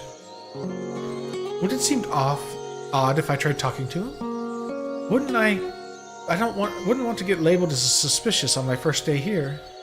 That's asking for trouble, but the boy stands all alone on the shore, looking somehow precarious, as though a breeze might whisk him away into a million grains of sand. And if I look away, he won't be there when I turn back. That's how the boy appears to me. You never know until you try. Besides, it's important for me to communicate with the natives. I've got to build trust with the people of the village. Let's go! Good afternoon. What are you doing out here all alone, little man?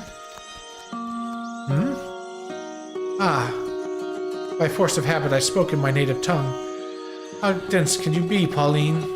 You may just have been talking to Orlando, but that's no excuse. This isn't your homeland. But everything's all right. I studied the language, so I should be able to hold a simple conversation. You don't need to be afraid of me. My name is Pauline.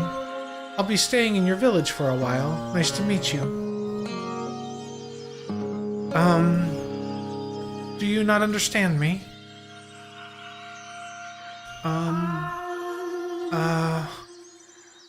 My name is Pauline. What is your name? Sure, speaking slowly and loudly is definitely going to fix the language barrier. Little man?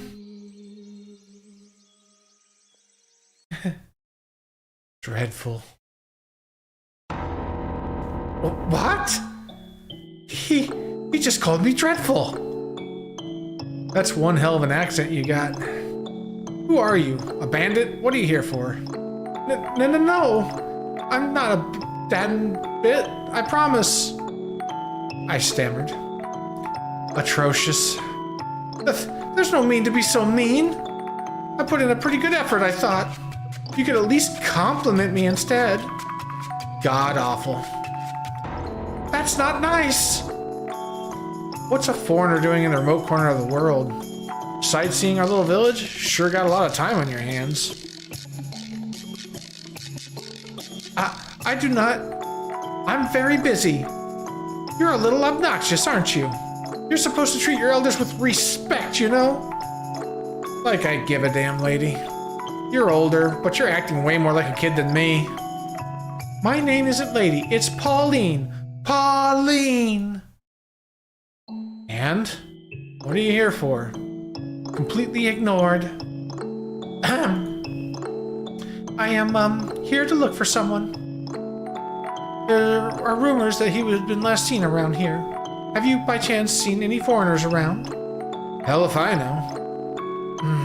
He just won't let me in. I've got to befriend him first. Of course he's going to be guarded if I just start throwing questions at him. Alright, so you haven't seen him. Then why don't you tell me about yourself? What are you doing out here? Is that any of your business, lady? The boy's out here on the beach all alone. Would that make you curious? Don't you have any friends? Maybe he's one of those kids who doesn't have any? Say, if you don't mind, could we be friends? I'm not really familiar with the area, and so it'd be nice to have someone with me. What do you say? I don't need any damn friends. And who'd the hell be dumb enough to say, sure, I'll be your friend, to someone they just met? How are you so jaded? You need to be more courteous, kinder to others, not antagonistic. I just thought it would be nice if we could talk a bit. That's all I want, really. How about you quit being so damn nosy, lady? I just so happen to like it being alone. Wow, I like this kid. Ugh, I've got some strange woman ruining my alone time. I'm out of here. Hey, wait a second. Aw, he's gone. This is going to be really, really hard.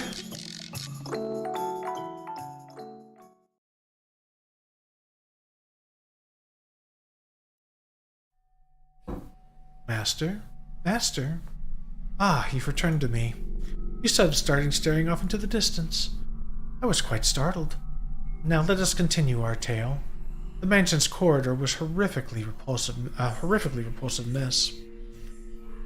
The mansion's corridor was splatters of fresh beast blood covered the walls, and there was a repugnant odor.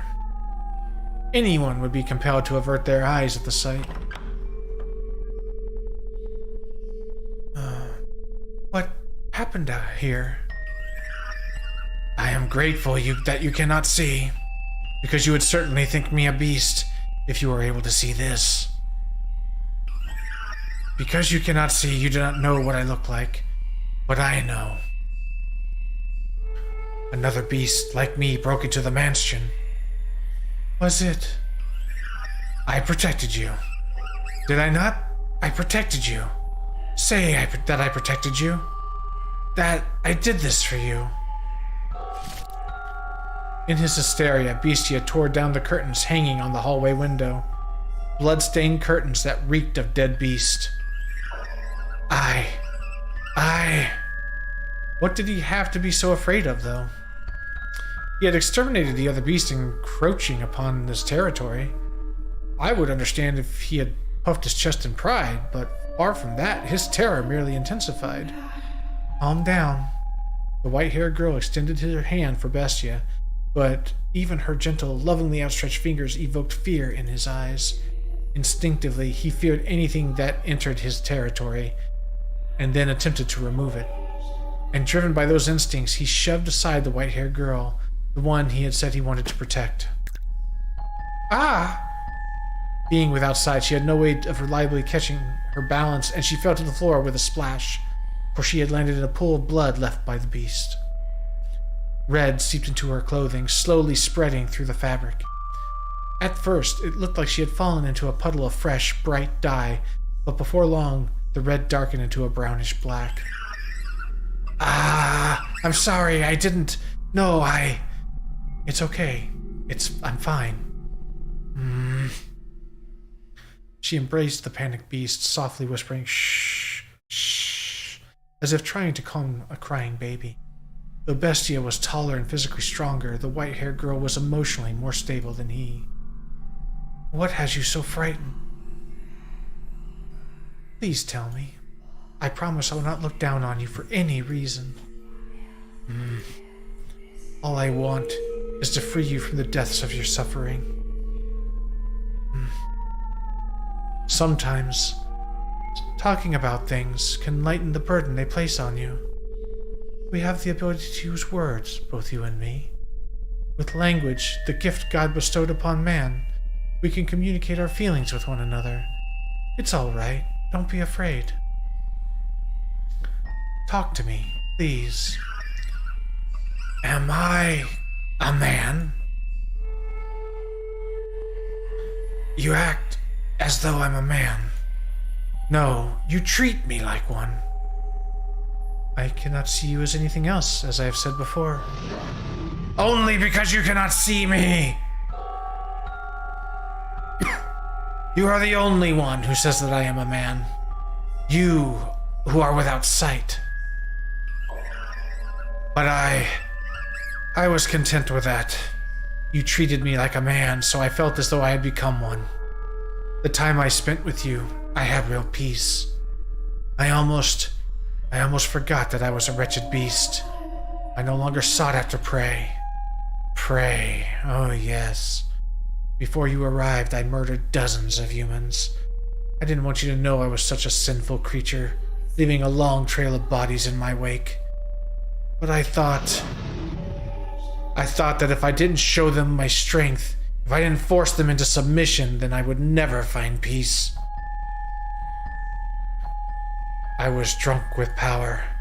I took great pleasure in it, in slaughtering people. The fear was so overwhelming that you turned the act of killing into one of gratification. You did it to protect yourself. Are you still not going to condemn me? Taking another's life is wrong. Not only does it rob them of their time on this earth, it inflicts great wounds upon those who care about them. However, I do not regard you as a mere beast, nor as a mere murderer. Something made you the way you are. I am almost certain of it. Something? Tell me about yourself. In your words, from your mouth, tell me. When I woke up, I was weak, exhausted, emaciated. I couldn't think clearly, or even remember much of anything. I was thirsty, hungry, sore from head to toe. A crowd of people surrounded me. This was a long time ago. Well, not so long as to be described as long ago, but as far back as my past goes. I sought help from people around me, but my words did not get through to them. The only thing that came from my mouth were feral howls. They scowled at me, and then... Stinking gross. I have no interest in any more trouble. Shall we kill it? Never seen anyone like this before. What is he, anyway? Beats me, at bestia, by the looks of it. Bestia! Bestia! Bestia! Bestia! I didn't understand what they were saying about me. All I could pick out was the word bestia. The humans brought sticks and fishy poles with which they poked and prodded me. At first, they probably meant only to chase me out, but before long their actions began to escalate. Bestia! Bestia! Filthy beast! Ain't got nothing for you! Dirty, nasty thing! Stay back! Hit it! Pound it! He's feeling it! Beat it! Beat the thing! Kill it! Kill it! Kill it! Kill it! Kill it! Die! Why? Why should I have to die? I was simply asking for help. If they didn't have food to spare, a glass of water would have been enough. I asked for nothing of them but some relief from my thirst. But the humans would not hear my pleas. My words reached no one's ears. When they brought weapons and started chasing me around, attempting to kill me, all I could do anymore was run. And I fled. and as I fled, I saw something. A child pointing to a wild dog covered in mud, shouting, "Bestia." That was when I finally understood that I was a beast, and that was why the humans wanted to exterminate me. I was neither cattle nor swine nor fowl of the air, but a vicious beast, the kind of creature that ravaged their fields. And so, you sought to prove your superiority to them, so you would never be called a beast or chased out of somewhere again. I was so close to forgetting it all. The time I spent with you was truly wonderful. I could forget about people calling me a beast, chasing me around and trying to kill me. I could forget about slaughtering them, painting the walls with their blood. I could forget about everything. It felt like I had actually become a man. But you... But then it showed up. Another beast like me. It was my kin. A different individual, though built differently than me. I am taller than it was. But it was a beast. And I too must be a beast. Regardless, I will continue to insist you are not as many times as I must. Let me redo that. Regardless, I will continue to insist you are not as many times as I must. Should you be troubled by these painful memories and attempt to cause someone else harm again, I will be there to remind you of your humanity. Hey, how's it going, Jiskra? Is this what you could see with your eyes? The whole of the world? I cannot see you, that is correct. But I can feel you, sense you, hear you, and I can learn from what you bear within your heart. Don't worry. You fear and you think. And you also show concern for me. These things all prove that you are human. Ah, this woman. She really is going to change me. If I remain with her, I can become a man. It might not be more than illusion, but with her near, it can become my reality. Have you calmed yourself down some? The hall needs to be cleaned. So it does. I'll take care of it. You don't need to worry. You should get changed, though. Very well. I believe I care so much for you. Because you resemble me. We are not alike in the slightest. As I've said, you are a beautiful woman.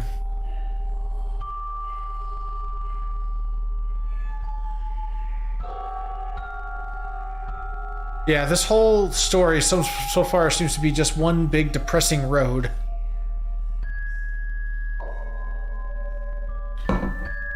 You may compliment my appearance, but no one else ever did.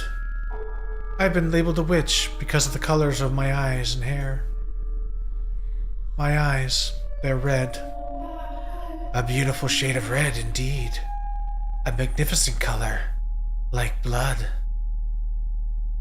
You're the first person to say that about them. Something's weird about this girl. Even my mother said my eyes frightened her.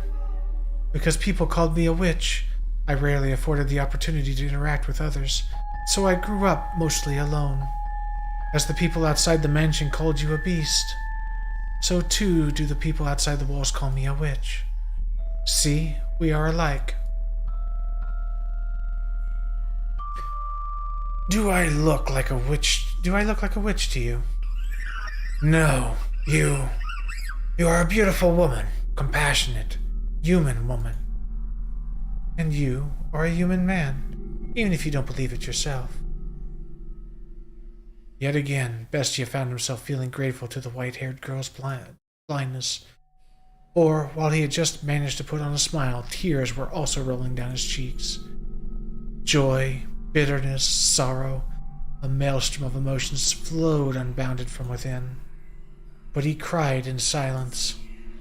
Vestia shed his tears discreetly, so as not to allow the white-haired girl to notice. He looked down upon the floor. A single corpse lay there, and no matter how hard he tried, he could not see it as anything other than a beast. A beast that looked just like him.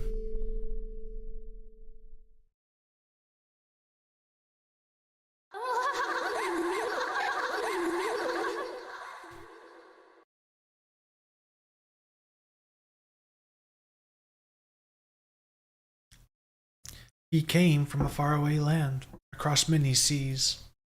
There was never any guarantee that we would see each other again, but I still believed that no matter how great the ocean that divided us, we were bound by our love. The only thing that needed to stand between us was physical distance. Ha ha! I wonder if he's here yet. Hello, my name is Ninjinchi. Bless you? What has you so out of breath? Eek! Oh, don't scare me like that. And where did you pick up a word like Ninjinchi? I never took you for someone so pretentious. Haha, I'm sorry. You just looked as much as a rabbit out, or much like a rabbit out there, the way you were tossing your head back and forth, looking around for me.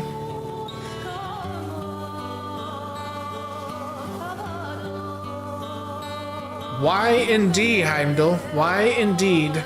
I think this is kind of like a side story, or like they're kind of skipping around between two different narratives.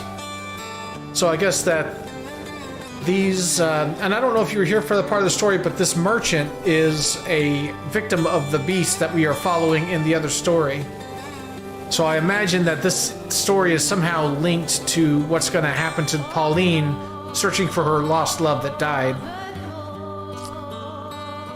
Looking around for me. Oh, you. Ninjinchi is something you call a child. I'm not a little girl anymore. I'm sorry, really. Don't be so mad, Pauline. I'm not mad at all. It's been a year and a half. We finally get to see each other again. That we do. Did you have any trouble out at sea? Did you fall ill or get caught in a storm or run into any kind of danger at all? No, there was no trouble. Everything went fine without incident. The sea god was watching over us, I suppose. Thank goodness. I was so worried. But you kept your promise. You came back for me. And you kept yours and waited for me. Of course I did. I trust you and I don't mind waiting. Even so, 18 months must have been a long time for you. It was. It felt so long to me as well. Every day I would picture your face, recall the sound of your voice. But over time, I began to lose surety. It absolutely terrified me. Is that what you actually look like? Is this truly the sound of your voice? You mean you almost forgot? Not at all, Pauline. I was afraid that in my profound love for you, my mind had created its own image. That perhaps my adoration had grown so strong that it turned you into a transcendent beauty like Cleopatra herself. You must have made some unseemly friends. You were never this much of a sweet talker. I bet you're disappointed, though. Look at me, a homely woman that you could find anywhere. Haha, for some reason I find myself in a teasing mood. Please have mercy, or am I liable to lose your affection? What I'm trying to say is that being here with the real you, putting my hands in yours, listening to you speak, and seeing you be, well, you, Pauline, is so much more wondrous than anything I imagined. And right now, I am feeling that stronger than ever. You seem to have found yourself a way with words. I imagine you had plenty of time to practice on other women. Goodness, you fiend. Fiend? That's not terribly convincing with your cheeks the color of wine. They're not. God! Hey now, don't throw a fit. You're the only one who could put me in such high spirits with simple words. Huh? Did you say something? Who? Me? No, not a thing. Say, since you're finally back, how about we take a walk around town? You've taken care of all your work for the time being, right? So you can spare some time for me? Absolutely, Pauline. As much as time allows, I will spend it with you. As much as time allows. Well, his ran out. Sucks to be him. There's still no trace of him. It's been a week and all I've found, nothing. Considering my time limit, that needs to change fast, but... Excuse me, have you seen this man? This is a drawing of what he looks like. Sorry, never seen him. Even the smallest piece of information helps. If you've heard about anyone who might have seen him... I said I haven't seen him, so I don't know what to tell you. I'm a busy woman. Would you mind moving aside? Ah, sorry. I was told that my lover lost his life out on work. But I don't believe it. They haven't shown me a body, so their information must be an error. I have to be the one to find him to prove he's still alive. I have to follow his tracks. I've heard word that remains of his ship drifted ashore near this village. So if he survived, he must be somewhere nearby. I'm certain of it. But I haven't been able to find any information of the sort. The villagers aren't being very cooperative. They're all just as reserved as the day I arrived. Rather, I get the feeling they want to stay as far away from trouble as they can. No matter what I ask, I can't get a straight answer from anyone. Everyone's so closed off, because of the war, I guess. I don't have time for people to be glum, though.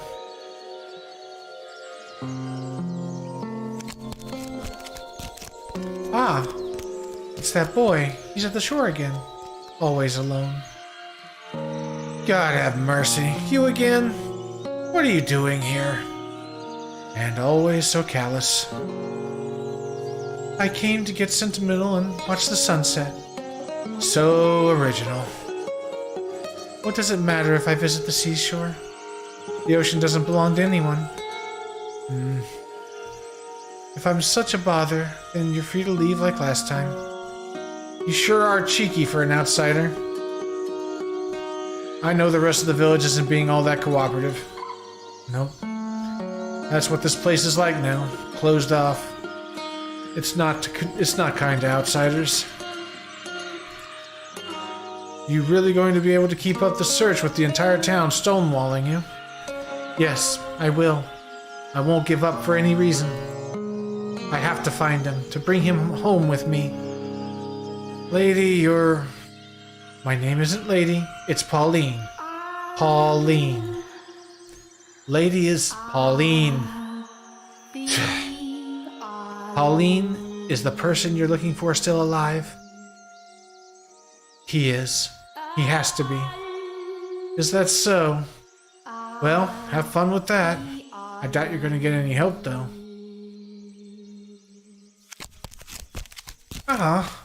He really left. Don't lose heart, Pauline. If you lose faith this easily, you'll never find him. He is alive, isn't he? He is alive. I have faith. I believe.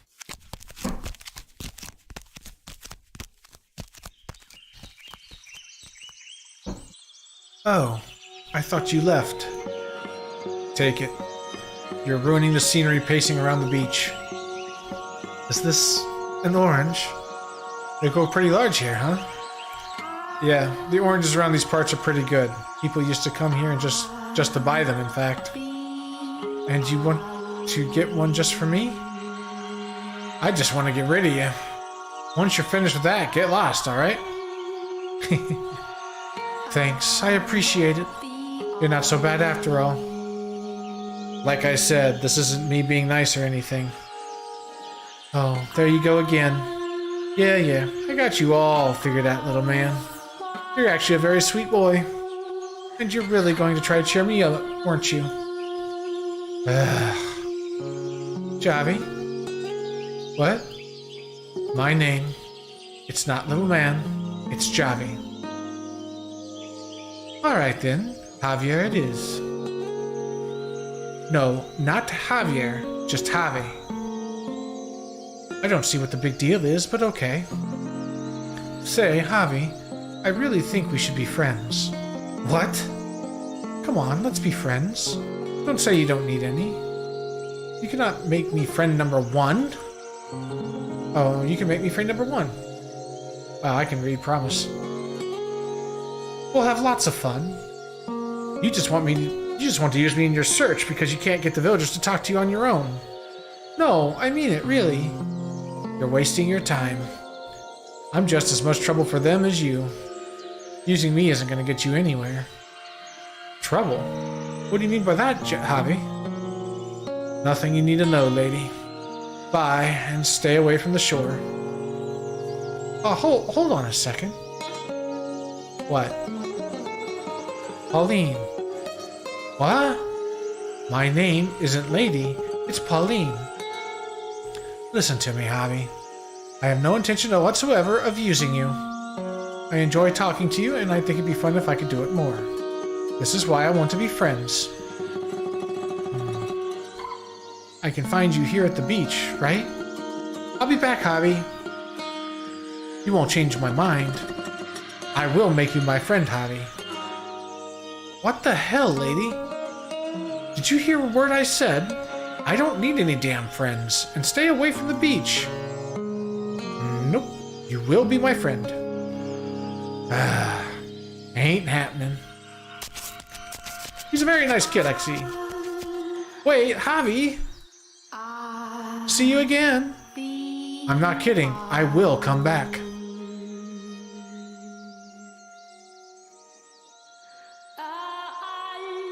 I had actually, at first, been thinking that it would be easier to get information if I could make friends with someone in the village.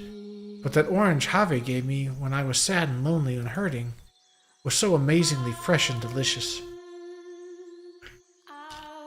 More than any orange I had ever had before. It was almost as though Javi's kindness was seeping directly into my mouth. I'm sure we'll be able to get along. I want to be his friend. Time is the only thing moving forward in my search. Some days, I would ask my mom's friend Orlando to accompany me on trips outside the village, but no matter where I go, I just hear the same thing. The view of the ocean always keeps me from getting too dejected. It's an unimaginably huge chasm that keeps us apart. But at the same time, there's something beautiful about the way the sea encompasses the entire world. The emerald expanse. It simultaneously robs me of him and soothes my heart of its stunning brilliance. Perhaps I feel such awe and admiration for it, because I was born alongside the seaside. He's not here today. Javi, are you there? That's odd. I can always find him here. Hey, Javi, where did you go? Ah! Ha ha ha! I can't believe you fell for that.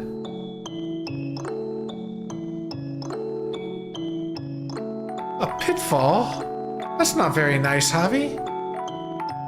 Why would you do that to me? Because you won't stop following me around. Do you have any idea how annoying that is? That doesn't mean you have to do something so cruel. Maybe now you'll learn your lesson and stay away from the beach. What? Jerk. Wah. Hey. Wah. Wait, you're seriously crying?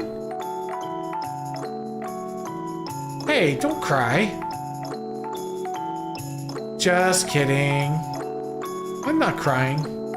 What? Come on, you were faking? You tricked me. You played the first mean prank, Javi. You really scared me there. I kept telling you to stay away. Yes, women indeed. It's your fault for constantly refusing to listen. I'm surprised you haven't gotten bored yet. You must have a lot of time on your hands. I most certainly do not have a lot of time. My deadline for how long I can be here is quickly approaching. But I'll just get depressed if I spend all my time searching. If I can have some fun with you, Javi, I'll have more energy. Fun, eh? So you still haven't found him? No. You don't even know if this guy's alive or dead, just... forget it. I'm out of here. Oh, hold on a second. Ow! Come on, you're not gonna fool me again. No, I'm not joking around, I really... It looks like I twisted my ankle. I bet I'll be just fine. Don't worry about me. Wait there. Huh? Come on, let me see your foot. Alright. Ankle swollen. At least learn to plan properly. What? You're going to blame me when you're the one who dug the hole? No one's ever gotten hurt in a trap that basic. At least, none of my friends ever did. Wait, I thought you didn't have friends, Javi. Oh, shut your damn mouth. I'm going to bandage your ankle. Oh, I see. You went to get a bandage for me. Thank you. It was my fault anyway. Swap it out for a real bandage when you can. I'm sure your acquaintance has some. Really? It looks just fine to me. Indeed, that's harsh. This filthy thing isn't suitable for someone like you, lady. Pauline? Quit that! What do you mean, not suitable? Do I have to explain everything? You're from a pretty well-off country, aren't you, Pauline? Well, compared to that, this is a poor village. Well, compared to that, this is a poor village. We don't even have clean bandages to spare. Just gross scrapes of cloth like this. It's not something you should be wearing.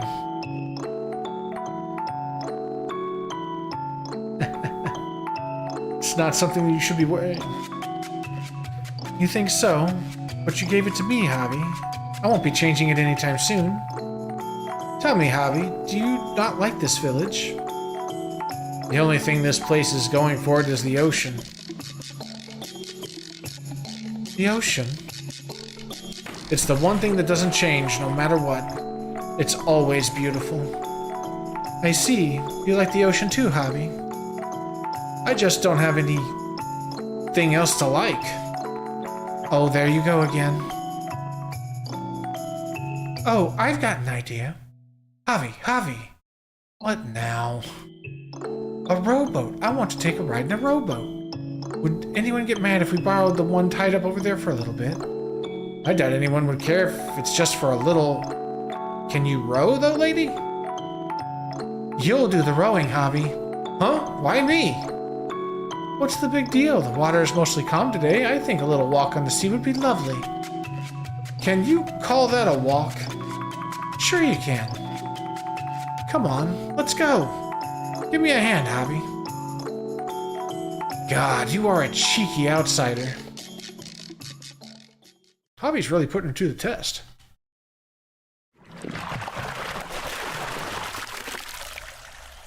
The breeze feels different on the water than it does on the beach, wouldn't you say?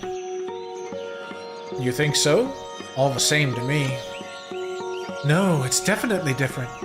The smell of salt is stronger, and there's more moisture in the air. It's kind of like someone gently caressing your cheek. I'm not getting any of that. You are way too perceptive, lady. Am I? Close your eyes, Javi, and feel the breeze. I bet you'll get what I'm saying. Go on, close your eyes. No, I am not going to. What? Why not? I just don't want to do what you tell me. Oh, no need to be petty. The sea is not always so kind.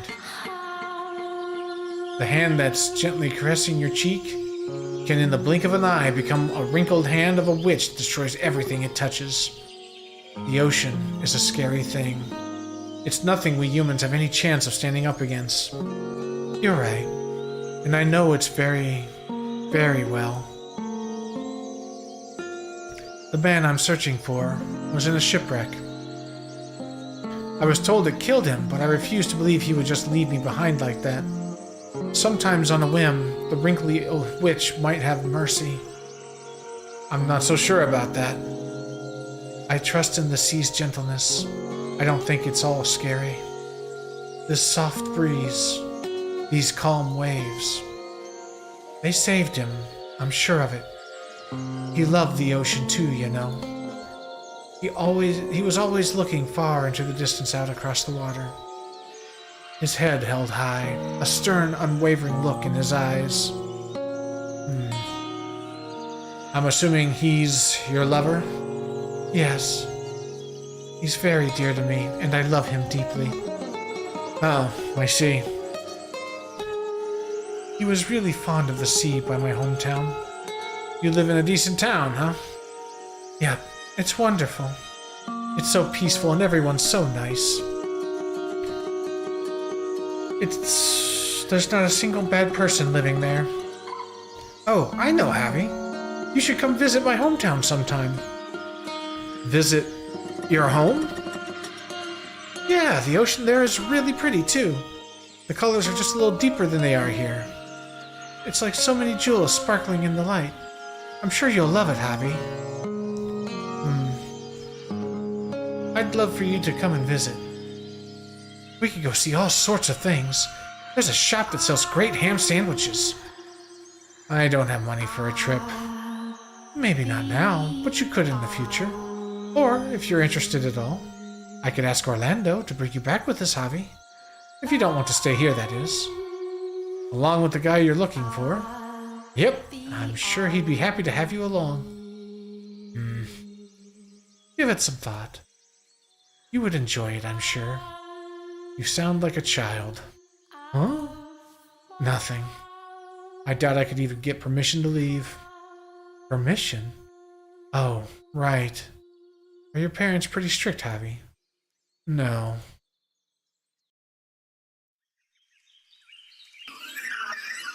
They're dead. Both my mom and dad. What? They were murdered. So I'm staying with an acquaintance. They try to work me like a horse, though. So I sneak out here when I get a chance. What? Was it the war? War? What are you talking about, lady? Huh? Wasn't this country involved in a war not too long ago? There was a war, yes, but no soldiers ever reached this village. Then why would they be killed? It was a beast. The beast? Yes, the beast. He showed up one day and destroyed everything. The peace, my family, my friends, merchants and travelers visiting the village, everyone and everything. He slaughtered everything, and then he disappeared. That man, that bestia destroyed everything. He's a murderous beast. The whole village is terrified of him. They go through the days like lifeless dolls, enveloped in the storm cloud of terror. Bestia. A murderous beast. So the grim air hanging in the village isn't because of the war? It's because a beast had been killing people? A beast? Why would... But... Hey, Javi, you said there were merchants and travelers visiting the village. Could you describe them for me? There were all sorts. Like the one who stopped by on the road to somewhere else. And an international trader on his way to purchase goods.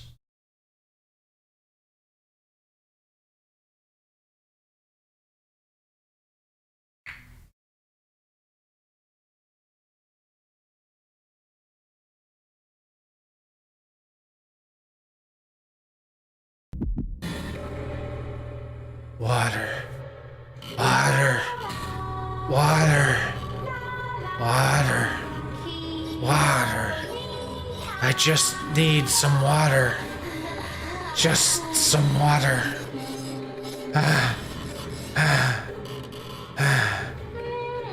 Will they attack me again? No. If I ask, did they look like they were open to request? No. They tried to kill me. They almost killed me. They threw stones at me. They did more than that. Hoes and knives and sticks. And I don't know. Things I didn't even recognize. They hit me with them.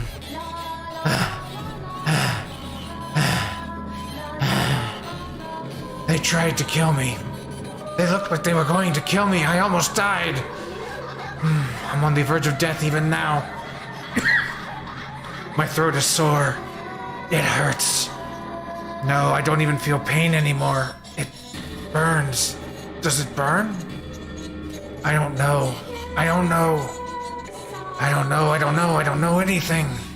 I'm so thirsty. Water. I just need water. Will they not even give me any water? Why? Why not? Because I'm bestia?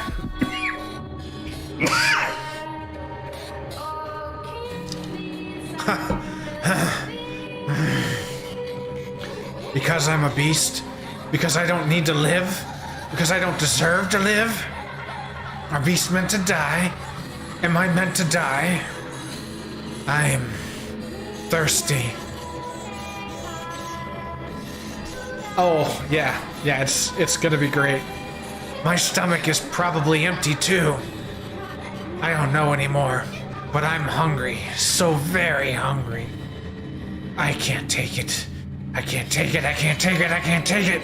I can't take it, I can't take it, I can't take it. Ah, water. I just need water, just some water. What must I do to get some water from that village? A well. A well, I can find a well. There has to be a well. I know what that is. I know what a well is. What else do I know? Nothing. Nothing, nothing. I have no memories. I have nothing. I am a beast. A newborn beast.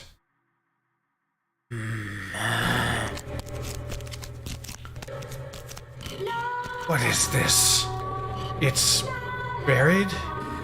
It's red. It feels rough.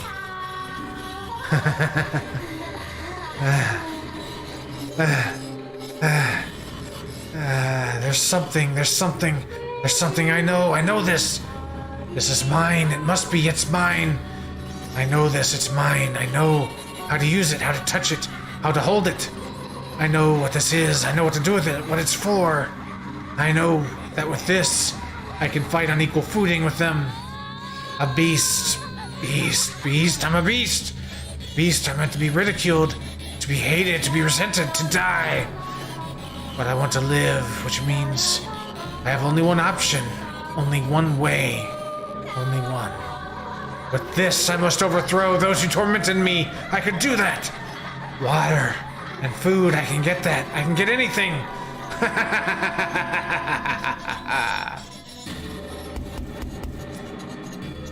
Who could this be at that time of night?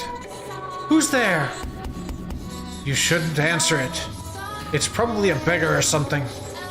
These are dangerous times. You're right. How unpleasant a world we live in that we should have to fear our lives in this little village. Unpleasant indeed. I'm hoping these things go back to how they used to be soon enough. Yeah, just don't give up. Who's there? You're not coming in without identifying yourself. This is rather strange. What's going on, Dad? Oh, did the noise wake you? There's nothing to be worried about, son. Go back to bed, it'll quiet down soon. The door, huh? Ah!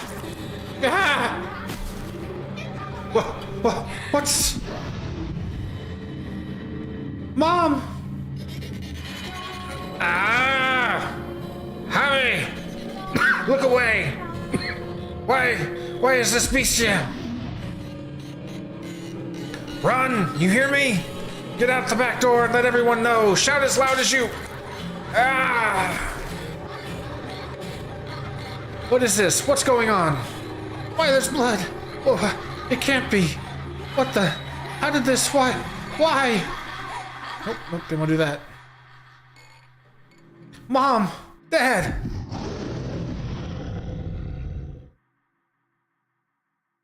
Bestia! Bestia! Bestia, you... Why would you... Oh.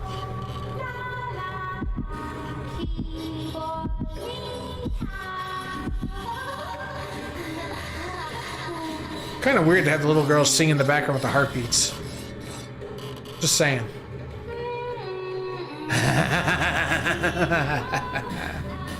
What's the matter? You sound like you're in pain. Would you like to fetch me... would you like me to fetch you some water? Water. Don't touch me! Keep your hands off me! Not a particularly restful sleep, I take it. You! Where are you hiding? Why did you disappear? You were always around before. Show yourself! Show yourself immediately! Where are you? Show yourself! And if I did, what would you do then? Kill me? You thirst for blood, to instill fear, to live. In fact, of your desire, in the face of your desire, other lives are meaningless. That's what kind of man you are. Or do you intend to pretend that you never did anything of the sort? Shut up, shut up, shut up! I couldn't help it. I wanted to live. I didn't want to die. Yes, yes indeed. That's the kind of man you are. You'll kill for your own sake. You'll kill a child's mother and father as he stands there watching. They tried to kill me first. All of them, the entire village. Calm yourself. Who are you speaking to? Please get a hold of yourself. Silence, stop talking. Keep your hands off me. I'll kill you too. I'm a beast who will kill anyone. Calm down. It's all right. Everything's all right. It's all right. I'm a beast.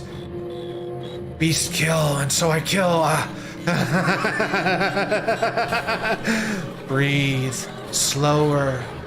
I will not harm you, and you will not harm me. It's all right. Put your arms around me. See for yourself that I am not afraid of you.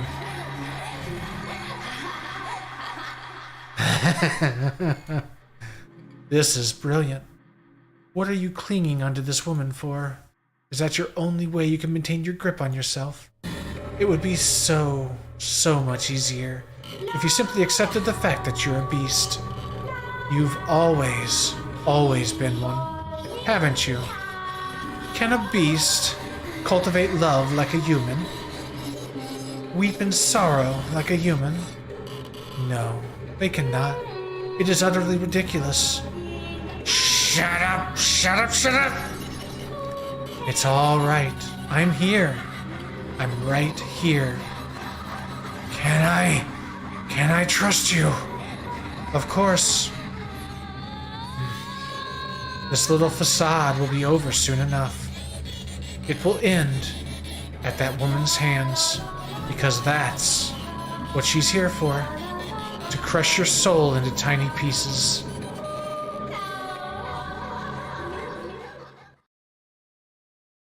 You guys getting all this? There's a quiz on it later.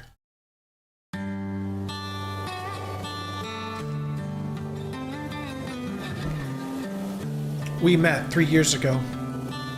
I thought for sure I would get burned, sitting beneath the hellishly pounding sun on that sweltering summer day. It's only ever on days such as those that we end up having such lunch outside. Not just out of the house, literally outside. The heat was searing. I could hear the cry of seagulls from the restaurant's terrace. I remember that day clear as crystal. Yes, I have to say, the food here is spectacular. And I love that they give you so much meat. Though I thought my gut explode the first time I saw it. Wouldn't you say, son? Indeed, yes, it is. By the look on your face, I'd say you're already feeling it. You're going to make it in this line of work without a big old stomach. You won't make it in this... Sorry, you're not going to make it in this line of work without a big old stomach, son.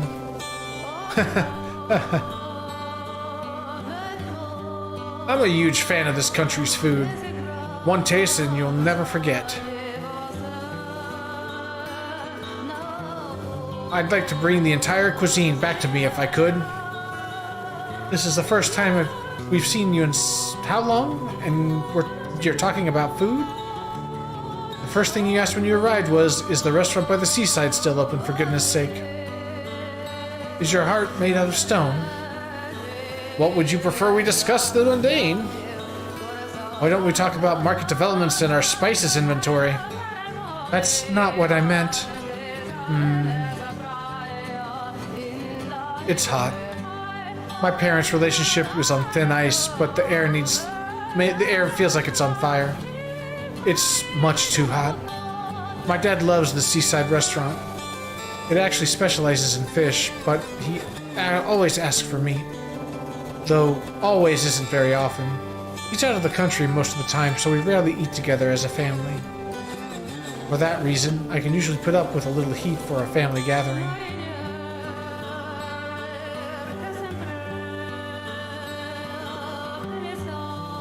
Today, however, is awkward. Go on, son, dig in. You can't find food this good back home. As you say. Every course, the table is lined with meat, meat, meat. Even I'm starting to feel heavy in the gut. At this rate, I might turn into meat myself. What kind of meat would I turn into, though? I guess beef, maybe? If the meal keeps on like this. Just how much food are you planning to order? I can't believe you. Why did I ever marry you? Come now. We're out as family. You can stand to be a little more pleasant. And who do you think is making me unpleasant? Now.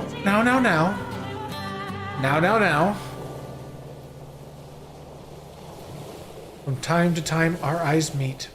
But every time they do, we both avert our gaze. This goes on throughout the meal. My father invited him to lunch. Dad introduced him as his right hand, so I assume he's also a traitor.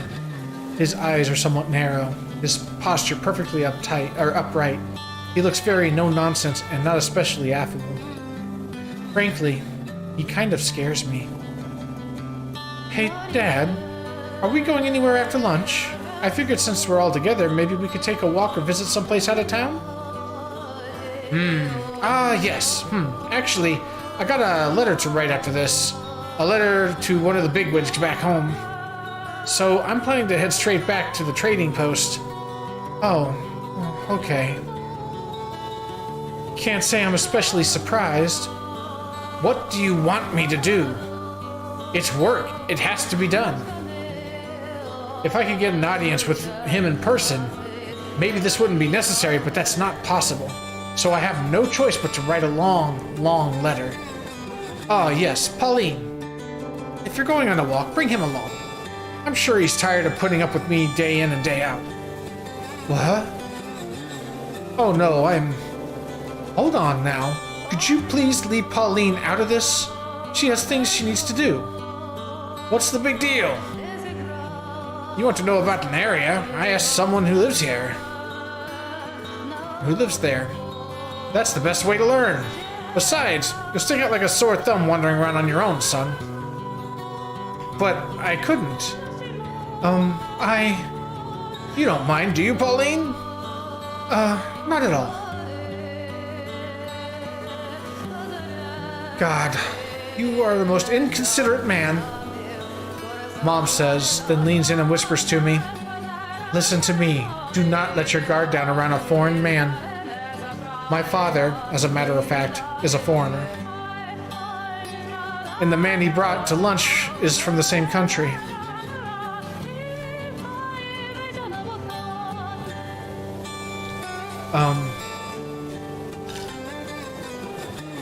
This is a park.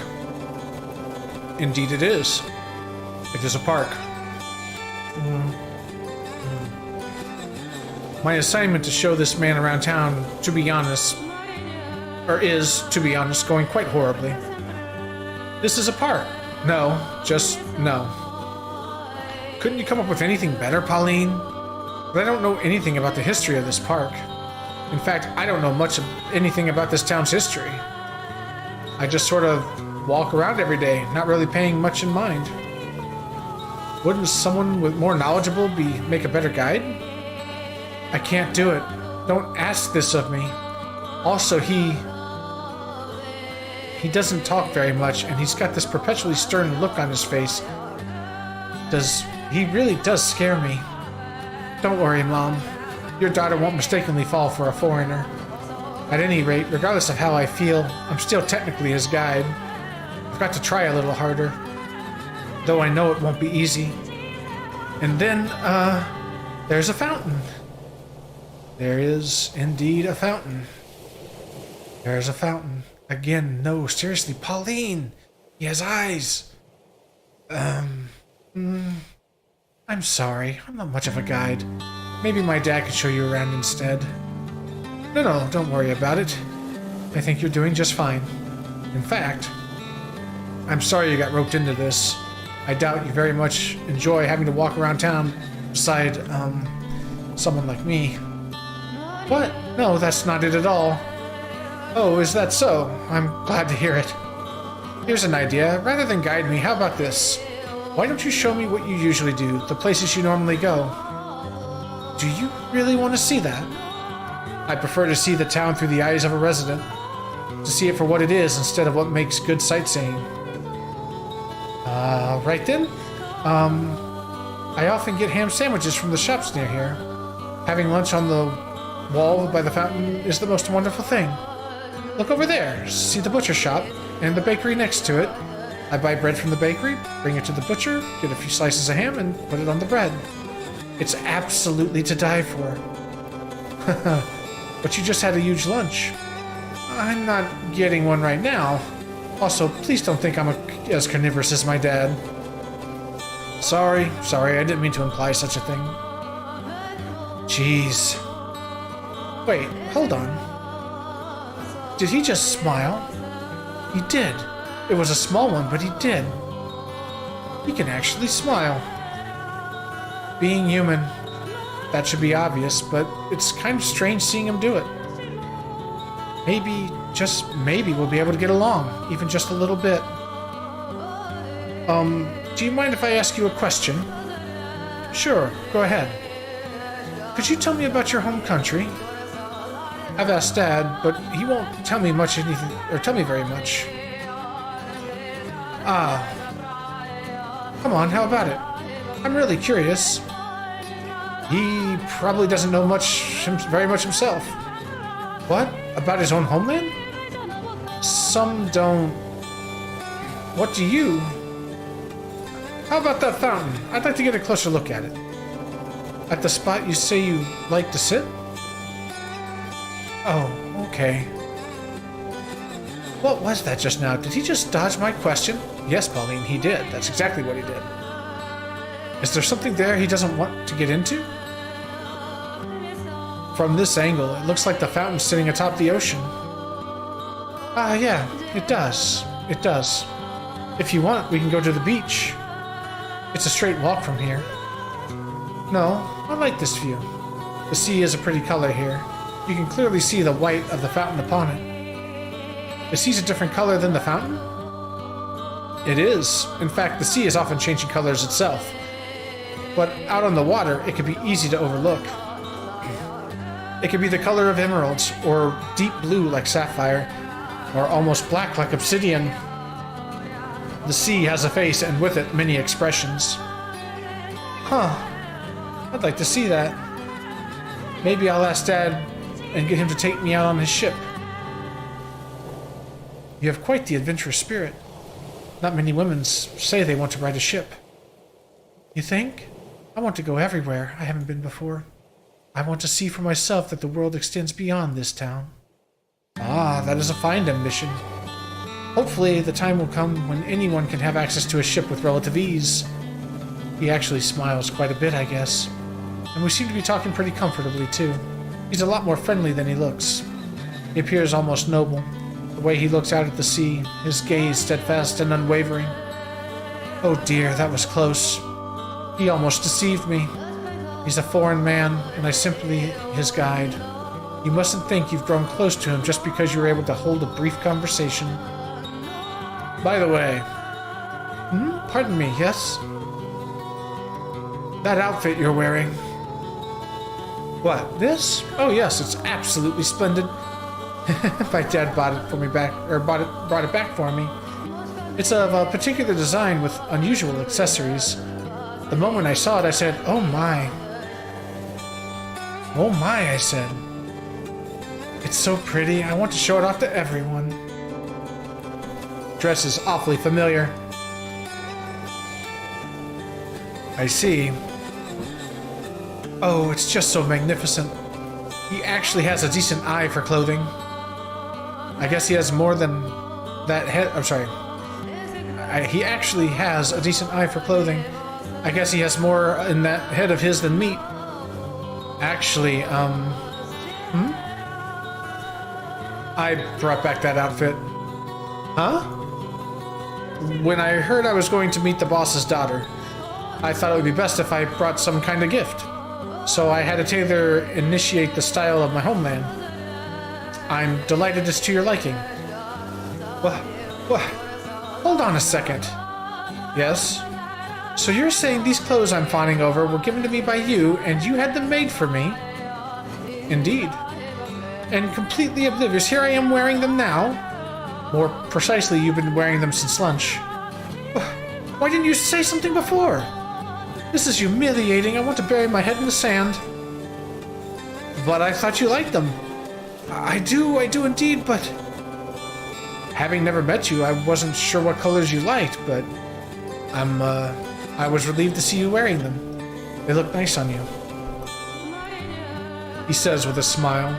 He's always standing up perfectly straight, always looking stern and no nonsense. And he kind of scares me.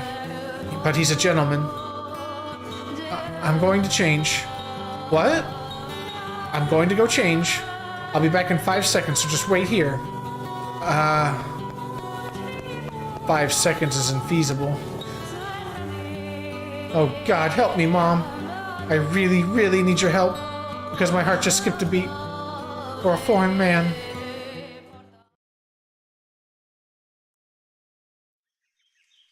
Oh, is that so? Very well then. Oh no, thank you for the information. I really appreciate it. And don't worry about me, I'll keep safe. Goodbye. Shortly before I arrived at the village, a beast appeared. It killed a number of villagers and then disappeared. Ever since then, the village hasn't been itself. There's a cloud of gloom hovering over it, fear visible in everyone's eyes. At first, I thought their fear was of a beast returning, but that's not quite right. Their troubles with the beast are, in fact, still ongoing.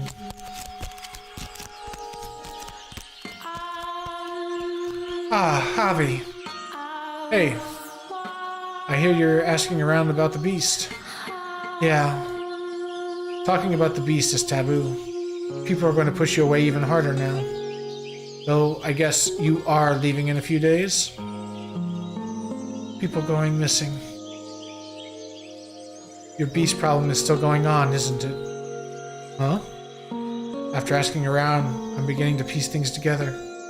When the beast first appeared, you chased it away. However, later, the beast came back, killing villagers. After that, the beast disappeared, but villagers began disappearing too. Once a week, someone would just be gone. And even as the weeks passed, none of them ever returned. The people of the village think the beast is responsible. They think it's kidnapping villagers. That's right, this village is under the beast's curse. So you're better off forgetting about this place and the savage beast that dwells nearby. You don't belong in a place like this. Go back to your hometown where it is peaceful. That's the kind of life you deserve. Javi. What? I want you to be honest with me about something. Where does... I won't tell you. Why not? They told me that you know where the beast is, Javi. I heard from the other villagers that you once chased the beast. You sure you didn't mishear him? No, I'm positive. You know where the beast ran off to, where its hideaway is. You chased after it, found its den, and then you came back. That's what I heard. Didn't you? Why did you keep it from me? When you told me about the beast, I asked you to tell me everything you knew, Javi, but you brushed me off. Said you didn't know anything. Said that I should talk to someone else, when in reality you know more about it more than anyone else. Tell me why. Why did you hide that from me? What were you thinking as you watched me frantically asking around the village for more information? Were you enjoying yourself? Tell me, why are you always so mean to me? Shut the hell up. Like I could tell you. Like I could actually tell you that. What'd the village tell you about me? Did it go something like this? That kid couldn't even take revenge on for his parents? That he's a damn coward? I'm sure you heard that one plenty from everyone, and now you think that I'm a coward too. I don't. Yeah, it's true. I went after the beast. I chased it down the night it killed my parents. Hiding around back, I saw it slip into the forest, so I went after it, chasing it until I reached its den. I despised that beastie with everything I had. It murdered my mom and dad. It murdered my friends, the kindly priest, every decent person in town. I needed to get revenge for what it had done. It was my duty to bring retribution upon the beast that stole everything from me.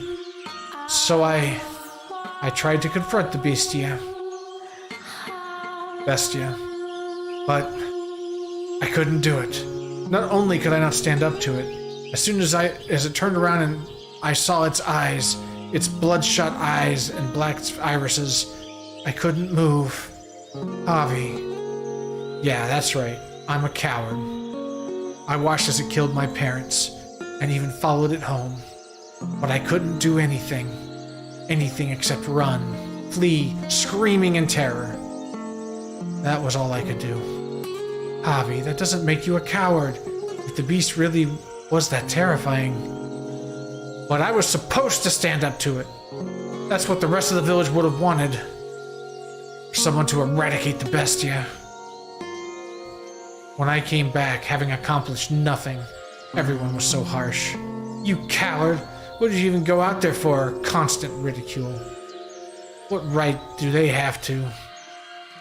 If they really want him gone, they could all go together, and no one's got that kind of courage left. They're all waiting for someone else to speak up. Someone to stand up and say, let's go kill the beast. But no one has the guts to take that initiative. It could have been me, but that moment I fled back to the village in fear, I lost that qualification. You think that it was just me being mean? Huh? That I didn't tell you where the beast dwells? Do you think that was me harassing you? I've seen the beast. I know how scary it is, and I know how dangerous it is. And you think I'd tell you where it is? I know good and well what you're thinking. That the guy you're looking for might have been taken by him, and that you want to go to its den to see if he's there. Knowing that, do you really think I would tell you? If you go, it'll kill you. You don't have any evidence anyway. Nothing that points to the guy being taken by the beast. But you don't need to put your life on the line for something like that, something so uncertain. Even if by some chance he was taken by the beast, there's no way he'd be alive. That's what the beast does. No one comes back alive. But you came back alive, Javi. Which means there's no saying for sure either way. That's just because I ran immediately, but even if he did manage to escape, That's all the more reason not to check the beast den. I want to know for sure whether he's alive or dead. Somewhere in a little corner of my heart, part of me thinks he might just actually be dead. I have to have faith. But I'm so close to cracking, to think he won't ever come back to me. Then, why don't you just give up on him already? Without knowing for sure, I can't let go. I'll debate with myself forever until I die an old lady about whether or not he's actually still alive. That's how my life will end. You want closure. You want to know for sure whether he's alive or dead, right? And even if he is dead, you'll be satisfied just knowing it. Right. Which is why I want to at least follow any possible leads. There might not be anything saying he's here, but it's true that remains of the ship. But it is true that the remains of the ship he was on washed up in this village. If he wandered the area and ended up at the beast's den, where he was killed, then I'll let go. So please, Javi, tell me where the beast dwells. Make this the last time. Huh? Even if you find no trace of him at the beast's den, even if you don't figure out whether he's alive or dead, you'll give up your search for him. You'll assume he's dead. If you don't reach some conclusion, you'll just keep searching. Keep going to dangerous places. Keep putting yourself at risk. I want you to stop that. To stop going back to your town, or go back to your, to stop. Go back to your town and live a normal life. Settle on an answer. If you can promise me that, I'll tell you where the beast's den is. Okay, I promise. This will be the last place I look. 2 more things. First, I'm going with you. What? But I thought, isn't it dangerous? Exactly. I can't let you go alone. Javi, I have to go with you and make sure you don't do anything stupid. All right, fine. And the other one is? You will not enter the den. You don't understand just how dangerous the beast is. It knows no mercy. It indiscriminately attacks any human it sees, so you can't let the beast find you. You just examine the den from the outside, and when you're done, back to the village. Understood? You need to promise me this. Okay. Oh, right. One more thing. Huh? I thought it was just 2 things. This is less of a promise and more something that would be nice. I decided when I make it back to the village, I actually would like if you could take me to your hometown. Javi. I'll figure out some way to get permission. And I'll do my best not to be a burden to you. I'm still just a kid, and there's not a whole lot I can do even in a better place. But I'm surprisingly skilled with my hands. You have to work for me, or I'll have. If you have work for me, I'll do anything. So there's that. Yes, of course I will. We'll go back to my hometown together, and I'll show you all around. You can get some great ham sandwiches there. We'll eat them together in the park. You've told me that already. Are you ever not hungry, lady? Ah, you laughed. You just laughed, Javi. Whoa, back off. I did not laugh. Nope, you definitely laughed. You're kind of cute when you laugh, Javi. Come on, do it again. Go on, like this. Shut up, stay back. Stop it, don't touch my cheeks. Bah, I wanted to see it again. I am not your plaything. Anyway, we set out tomorrow. We will return before it gets dark. You will keep your promises, and you will not do anything dangerous. Got it? Promise. Thank you, Javi. I don't need your thanks. Thank you.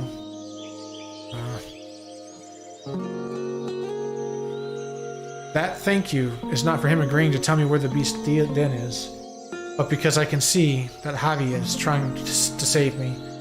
His care calms the turbulent waves that have been crashing inside me. I was always anxious. I always believed. I always thought I'd see him again. But I also recognized that I was practically living a fantasy. I was just too stubborn to admit it. I certainly won't be able to change how I feel immediately. Probably continue loving him. Nevertheless, Javi's words resonated comfortingly within me. I can see, if but vaguely, a new path, a new way of life appearing before me. That's what he did for me. I will make this the last time, my final attempt to find him. No matter the outcome, I will stop stubbornly believing he's still alive. And then, I'll find happiness on a different path. Good time to break for a drink. I'll take a short intermission to go grab one.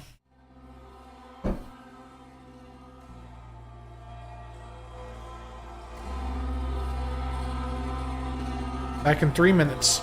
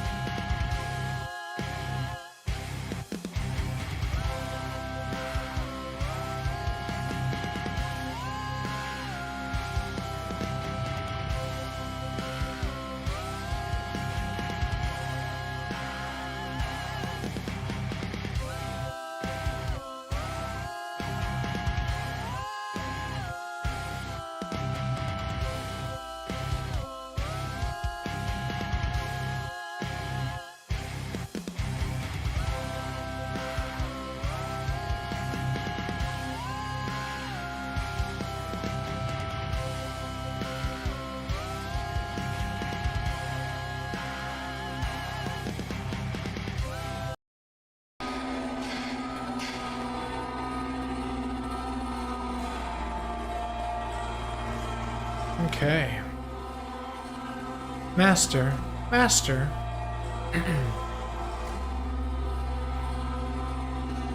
Ah, you have awakened. You gave me quite the startle. Do you not remember? You suddenly started staring off into the distance, and you would not respond to anything I said. I thought you were playing a prank on me. Your hand? Oh, yes, I did not let go of it. Or if I had, we would be in quite the predicament. Someone approaching the mansion, you say? You saw them? Those images were not shown to you by me. If you saw something, then it was by your own powers. But if you think about it, that's nothing unusual. You are, after all, the master of this house. You should, in all actuality, be able to do anything I can do by your... In all actuality, be able to do anything I can do by yourself, master. So it's very possible you could have the knowledge that... So it's very possible you could have the knowledge that I do not. Now, let us return to the mansion's tale. After the second beast paid a visit, Bestia began to destabilize again. The white-haired girl would soothe his heart, but the calm was only ephemeral. He was like a cracked glass ball. If you dropped him, that would be the end. If you put too much force into handling him, he would shatter. He was very difficult to care for, and cracks do not heal. The damage still remains, even if the two sides appear to be held together firmly in place. Furthermore, they slowly, gradually, and without intervention spread. The beast appeared to be afraid of someone's voice. He would on occasion stare into empty space and shout, cover his ears, and groan. One day, he shattered all the windows in the mansion, crushed the silverware I had just polished to a shine, and destroyed all the mirrors. I assume he did not want to see his beastly self. More. There's more. There's still more that reflects my image. Windows, mirrors, vases, dishes. They all show my reflection. What are you doing? I have no need of anything that reflects me. You can understand that, can't you? Why? You're going to cut your hands like that. Tracing the wall with her fingers, the white-haired girl approached Bestia. She stretched her spindly fingers out toward the beast's rugged hands. His hands were wet with blood from his frenzied attempts to destroy anything reflective in the house. Look at these cuts. Stop! What are you doing? You're going to dirty your hands. Get back! No, I will not. It's no use. No matter how many times you call me human, the mirrors tell another story. Not just the mirrors. Everything reflects shouts, beasts at me. Reflective shouts, beast at me angrily. Look at how precarious I am. Sorry. Look at how precarious I am. It's hideous, pitiful. I thought it was all over when I protected you from the beast, but that image keeps coming back to me. The sight of another beast clinging onto me. I can hear its voice. It says I was only ever a beast. Voice? What voice? Whose voice? So you don't know. So you can't hear it. You are fighting against something beyond the limits of my perception. Fighting? No, if only it were a fight. It speaks an undeniable truth. As I have said before, you are not a beast. You look like me, I am certain of it. Your eyes. What? Your red eyes. They show you nothing, but they show me what I am. They show me the difference between us. Are you afraid of my eyes? If my eyes cause you fear, if you could see in them your reflection, then you are welcome to destroy them. Rip them from me with your own hands. I have no need of them after all. Why would you go so far from me? You... The voice says that you're laughing at me, that deep down you ridicule me. Do you believe that? After all the time we've spent together? I don't know. I'm starting to lose confidence. I believe you. I think I believe you. But I find myself wavering. I'm losing sight of myself and of you, of everything. In all my memories, I am a beast.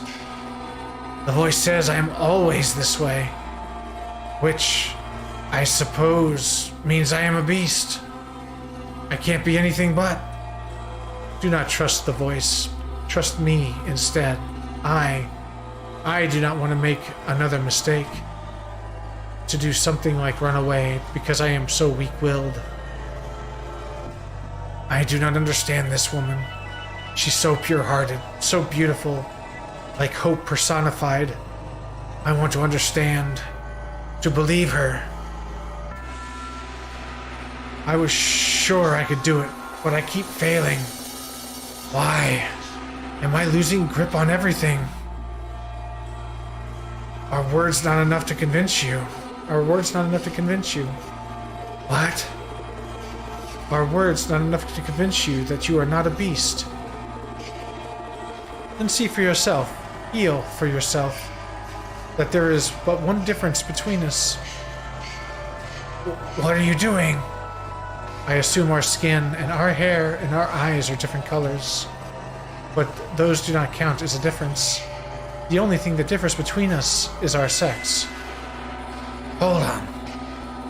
In his utter shock, Bestia was frozen in place, and he was right to be surprised. The sound of rustling fabric took the air in a forlorn mansion. What kind of a book is this?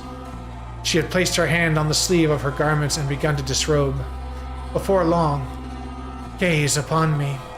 She was standing there completely undressed. Her body was incomparably beautiful. Slender, not an ounce of excess fat on her. The sight of her was impressive, almost divine. Even I let out a gasp when I saw her. See for yourself. This was the first time Bestia had seen the white-haired girl unclothed. Though they slept in the same bed, as I said before, they did not have a physical relationship. She grasped his unmoving hand and guided it toward her.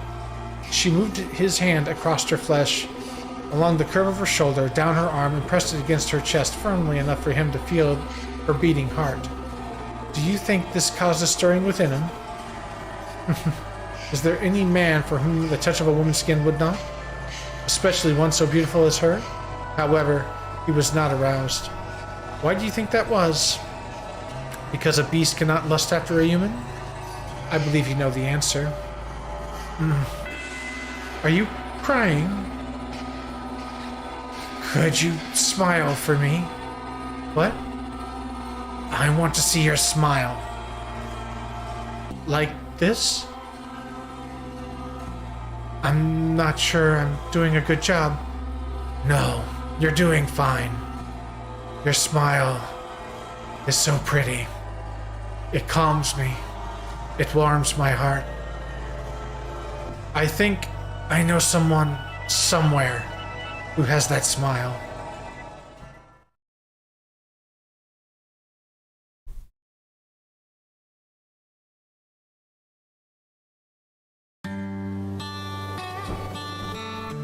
Thank you for seeing me off. Don't mention it. I learned so much about this town thanks to you. You made my stay here quite enjoyable. What's the matter? You're looking rather glum. I wonder... Huh? I wonder why the sea exists. I was born in a port town, so it's always been there for me. This huge, never-ending, expansive, magnificent ocean.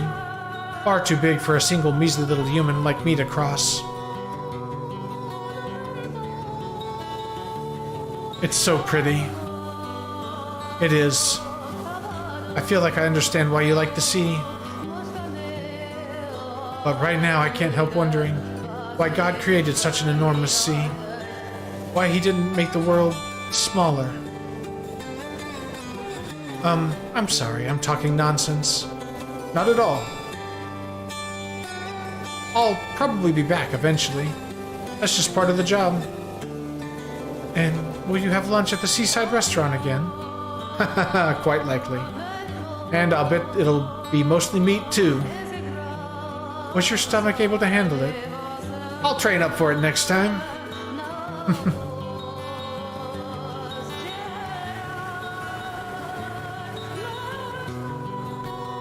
Your ship is going to embark soon. Yeah. Well, people get mad if you're not helping them prepare. Most likely. Then you should hurry off. Yeah. Pauline. I just wanted to thank you again.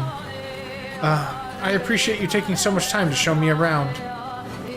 Is that all? No. I don't know why, but I was considering leaving without telling you this. I'd like you to tell me. I'd feel better if you turned me down. What? My homeland is only getting more isolated. Unlike your country, mine is not eager to associate with the rest of the world. I probably don't even have their patronage anymore. What I'm saying is that I have absolutely no stability. I can't even say for sure whether I'll be back. So, you're right. There's nothing but obstacles. I'm sure my mom would be opposed as well. But I've fallen for you. The way you look staring out into the sea, the shape of your lips when you smile at me, the kindness in your voice. The more time I spend with you, the deeper in love I fall with you. The whole world could separate us, and these feelings would not change. Well, damn. You beat me to it. If I'd waited, I don't think you would have ever gotten to it. I'll say it myself, too. I love you, Pauline. I fell for you the moment I first saw you. I promise we will meet again. I promise I'll be waiting. Thank you. It's visible in both of our eyes. This love, strong enough to wash away all of the tribulations. It's all right there, plain as day in each of our eyes. Mine and his.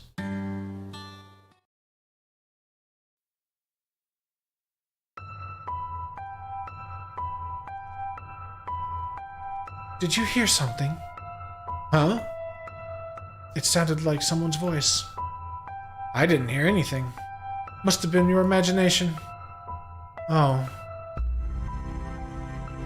You want to turn back, lady? You're looking nervous. I'm just fine. Let's keep moving. But there is one thing. What? My name isn't Lady, it's Pauline. This again? Lady is so distant. I don't like being called that. So, call me Pauline. Polly. How's that? Can I call you Polly? Oh, come on. I'd really rather you call me Pauline. I'm an only child, so I've always wanted a younger brother or sister, but Polly makes it sound like I'm the younger one. I'm not your brother, and I'm not your child. You called yourself a kid yesterday, though. That's not what I meant. Oh, fine. You can call me Polly. It's not my full name, but I'm glad you're calling me something other than Lady, Hobby. Then that's what I'll do. Ah, you laughed. Be quiet. You're no fun. There's a mansion up ahead, standing atop a cliff. I can't say why exactly, but I feel like it's something that shouldn't be there. What do you mean? It feels out of place in this era, and something seems off about it. Like it's somehow ethereal. It could possibly disappear at any moment. No, I'm probably overthinking things. Sorry, that was stupid of me to say. It's okay. We still can't see the mansion Javier is talking about from here. Just dense, overgrown forest. But for some reason I can sense that we're approaching it. It's a strange sensation. Anxiety is bubbling up from deep inside me at the same time. I feel that I could burst into tears. Not out of fear, but familiarity. Familiarity? I've never been to this country before. Everything I'm seeing is new to me. There's nothing at all for me to find familiar. Why then? I'm going to ask you one more time. Are you sure you want to do this? I am. You agreed not to go inside. Don't break that promise. It's okay, don't worry. I'm sorry for putting you through this, making you relive unpleasant memories. But thank you for accompanying me when you have nothing to gain from it. Don't worry, I'll just look around. I'm only searching for a sign that he was here. And when I'm done, we'll return to the village together. Alright. Okay, now let's go. We push our way through the dark, dense woods. And then, like the world starting to fade into view after a dream, a mansion appears before us. It rests quietly upon a cliff against the backdrop of Emerald Ocean. This is the Beast's Den? It should, by all rights, be a magnificent scene, but the blue sky and jade sea clash with the building. It appears alone, isolated precariously from the rest of the world. Yes, this is it. This is the mansion where the beast dwells. Careful not to make any noise, we draw nearer to the house.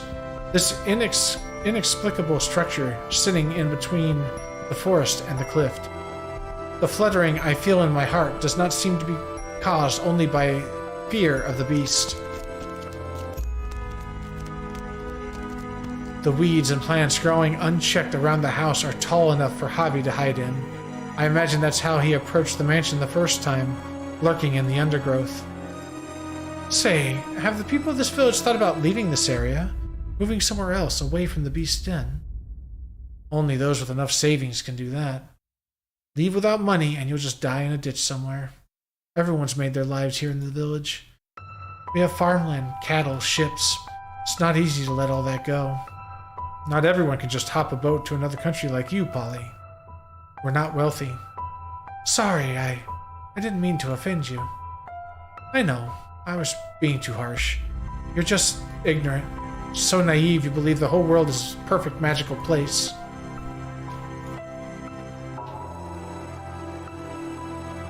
I'm not saying that it's a bad thing. If you're capable of seeing the world like that, there's no reason you should look at it any other way. For as mature as you can be, Javi, you're sure rather cynical. Well, pardon me. When you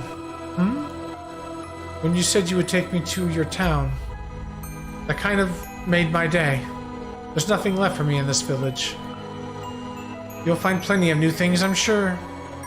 You can even make some new friends in my town. After all, you still got a long life ahead of you, Javi. So you should make it a fun one. You make it sound like I'm about to throw myself off a cliff. I didn't mean it like that. We should try to keep it quiet from here on out. Okay, got it. As we draw closer to the mansion, I can see the ivy twisted across its stone walls. I press my back against the wall and take a few deep breaths. There's a window next to me. If there really is a beast, if there really is a terrible man-eating horrible monster inside, I'm in danger if it catches me. Javi's eyes entreat me not to get any closer. But I have to see. I have to see if there is a mountain of corpses inside these walls. If there's even the slightest trace of him. I'm just going to have a look. Peek in from the outside without being noticed. That's all I'm going to do.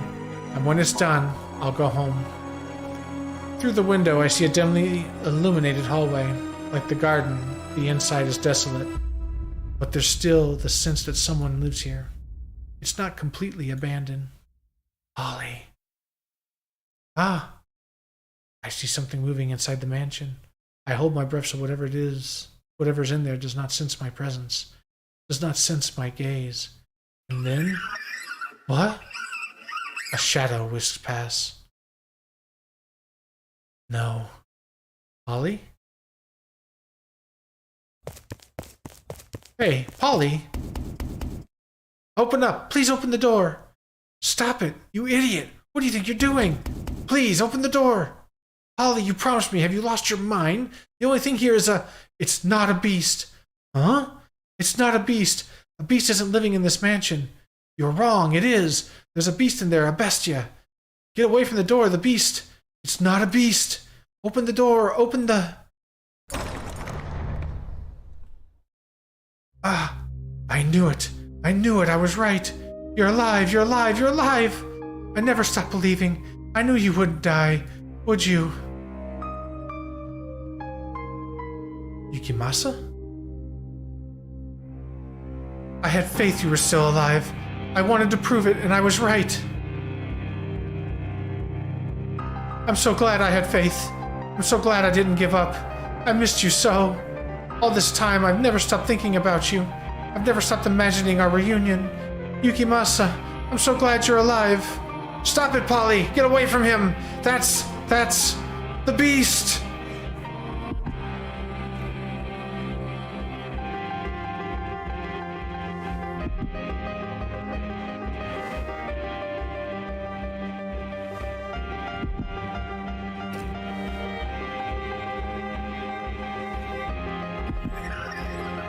You killed me. If I don't kill you, and so I must show you that I will. I must show you that I'm serious. I must kill you or you just won't understand. You just won't understand. If I don't show you firsthand, you just won't understand. I'll make you understand. I'll make your flesh and bones understand. Kill. I'll kill you. I'll kill you.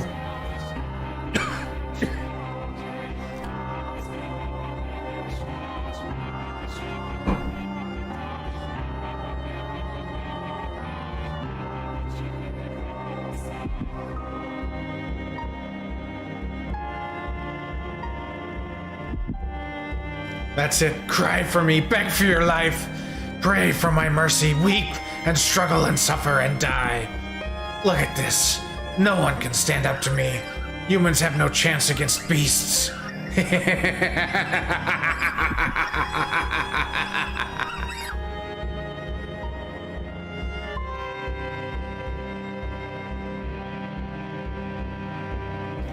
Yukimasa, what's wrong? What? What's the matter? It's me, it's Pauline. I've come to find you. I missed you so much. Yukimasa? Sorry, I still don't understand your language. Wait. Where are you going? Stop it, Polly. Don't go after him. Polly!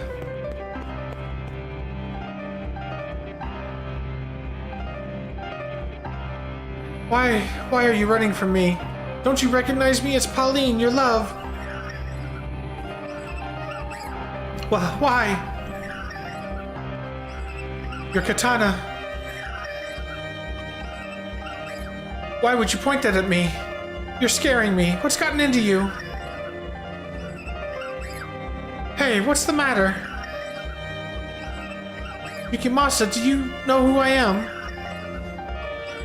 What's happened? You used to be able to speak my language so fluently. Let's talk. What do you say? Put that thing away, please. It's dangerous. Why?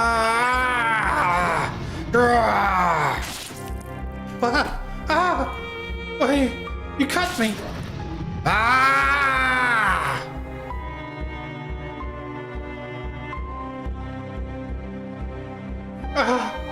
So hot. Why? Yukimasa, it's me, it's Pauline. Open your eyes. No, stop, Yukimasa. Please stop this. I'm begging you. Why would you do this to me? Stop it, Yukimasa, stop this. His blade, held high above my head, glimmers. Why? He's a beast? Tell me, Yukimasa, did you kill all those villagers? Are you going to kill me? Why?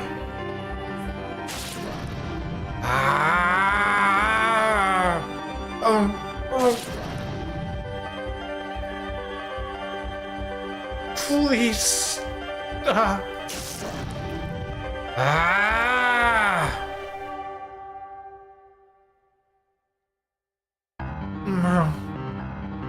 Yuki, it's me. It's Pauline. Please, open your eyes. Let's go back to my town. I never got the chance to ask if you wanted to move to my country. Then we wouldn't have to wait so long to see each other. What do you think, Yukimasa? Burn in hell! Why?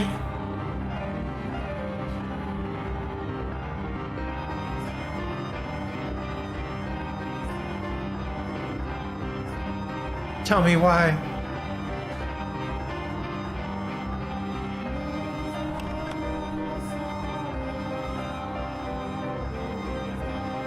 What happened here?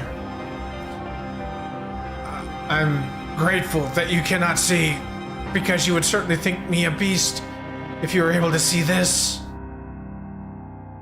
Because you cannot see, you do not know what I look like, but I do know. Another beast like me broke into the mansion. Was it? I protected you. Did I not? I protected you.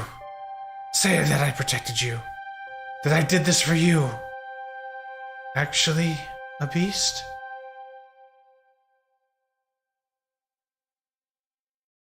Well, it doesn't really matter now. I can hear a woman's voice. I can't keep my eyes open. Wonder who she is. They seem like they're really close. Did you choose someone else? Then you could have just said so. I wouldn't be angry. We've been apart for so long. But this does kind of hurt. It hurts. I can't take it. Just once. Could you turn back and say my name? I proved it. That you're still alive. We were lovers. So why? You said you wanted a peaceful life. I can't take this.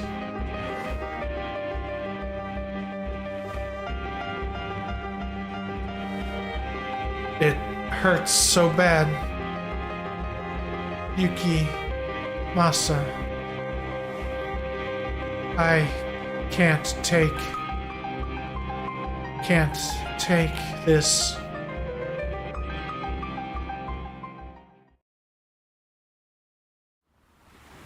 What I want most is to spend a nice, quiet life with you. I don't need anything extravagant.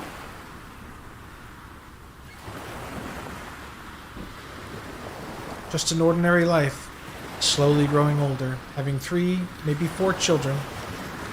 We'd never fight, and eventually, before I knew it, I'd be an old lady. Thinking, it was an uneventful life, but it was the best I could have asked for. That's the life I want. And what about you?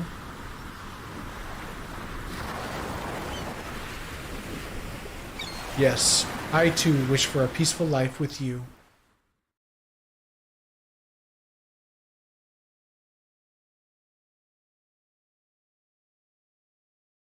Holly? I couldn't do...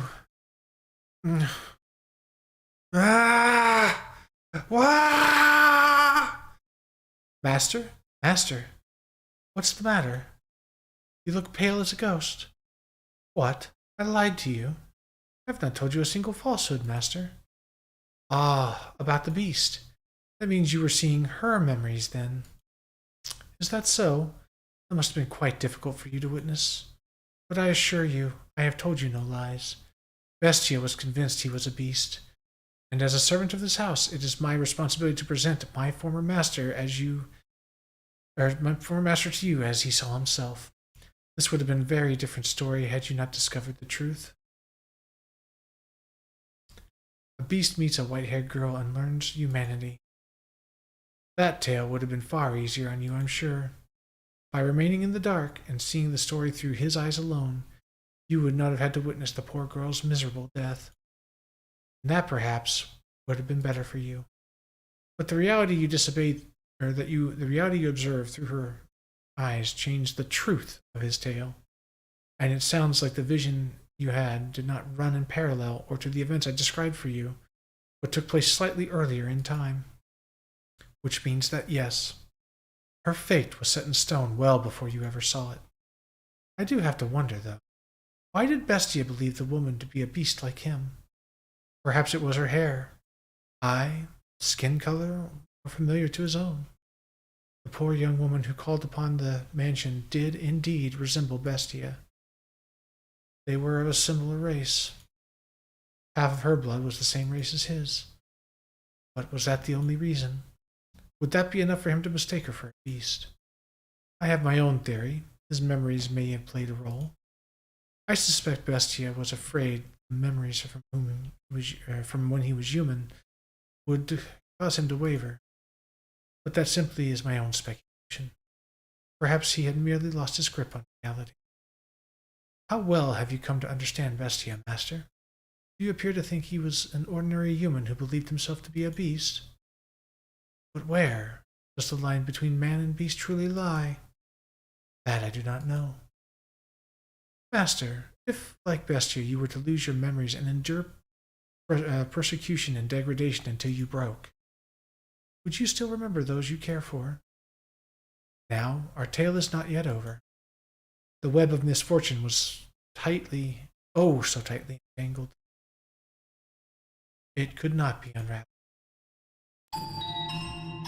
Let us return now from her memories to the point we left off in our story. Just after the white-haired girl had disrobed, showing Bestia the difference between her and him. This was, yes, several days following the young woman's death. The blood in the hall had been cleaned up, and there was no trace of it any longer. He had made a tremendous mistake. Though the only people who are aware of the mistake are you and I, there is perhaps a chance the white-haired girl had realized, but she knew nothing of the woman. So I entreat you not to fault the white-haired girl for trying to be kind to Bestia. She is without sin, in any and all times. The beast, no, the man, made the white-haired girl put her clothes back on. He seemed to have calmed down a bit. After examining her body and comparing it to his own, he was once again coming to think he might not be a beast. In the past, he would have rejoiced to have proof of his own humanity. However, it was for him that then the seed of several new doubts. You said I'm human. Yes. Do you still believe this? I certainly do. You are simply mistaken. You believe yourself to be a beast because of what the villagers said. Why did they call me a beast? If I were able to see, I could surely answer all your questions. But I cannot, so all I can offer you is my conjecture. Go on, tell me.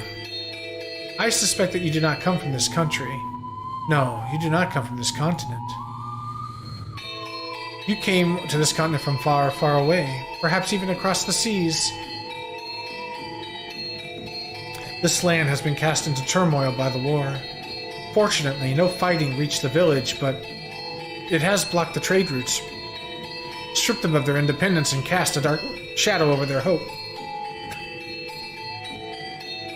They are quite devastated, I imagine.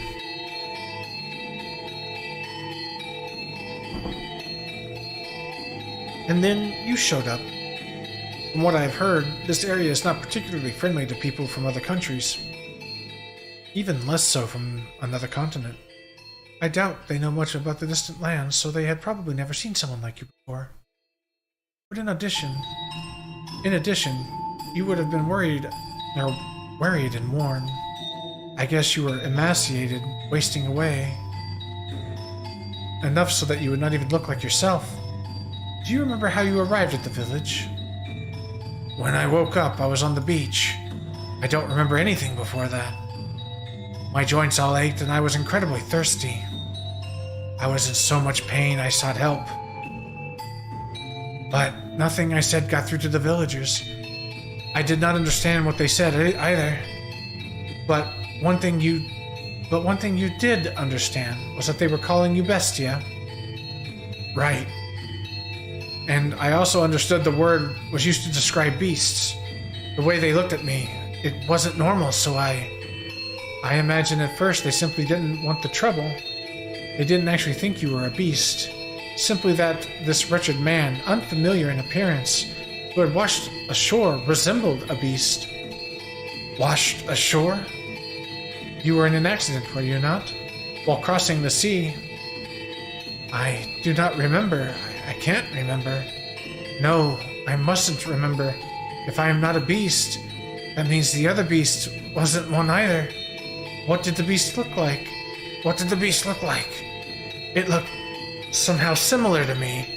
Its hair, skin color, and eye color, and the way it spoke seemed vaguely familiar, which means it was...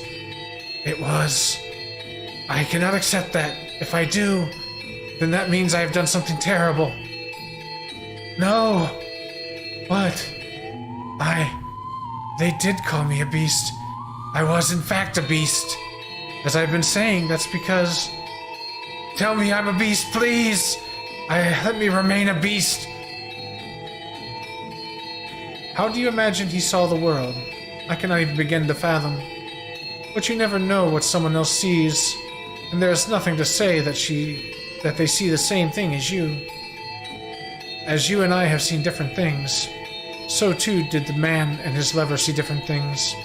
Or perchance the true shape of the world is visible only through the white-haired girl's sightless eyes. Do you think the reason he so stubbornly rejected his human memories is because he had taken the life of his beloved? I personally believe that there was more to it than that.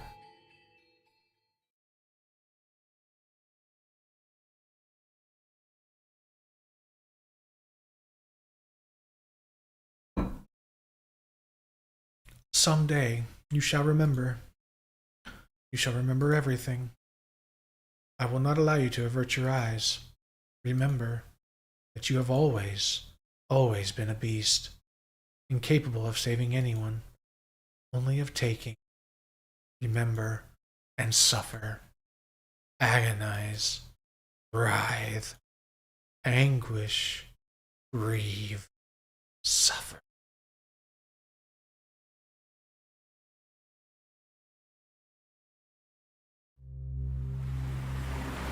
Such a damn shame. Our homeland is but a stone throw away, and they still won't let us in. Just how long are they going to maintain this stance? Regrettable, isn't it, son? Yes, I agree with you wholeheartedly, Captain Asama. We can make it this far on the white men's ship, but they give us no response to our missives. I'm not sure it's even reaching the magistrate's hands. It's so difficult it is so difficult to be even the slightest bit accommodating to your fellow countrymen. They seem to be treating the white man rather poorly as well. I hear they imprisoned them in a tiny man-made island. That's no way to make friends.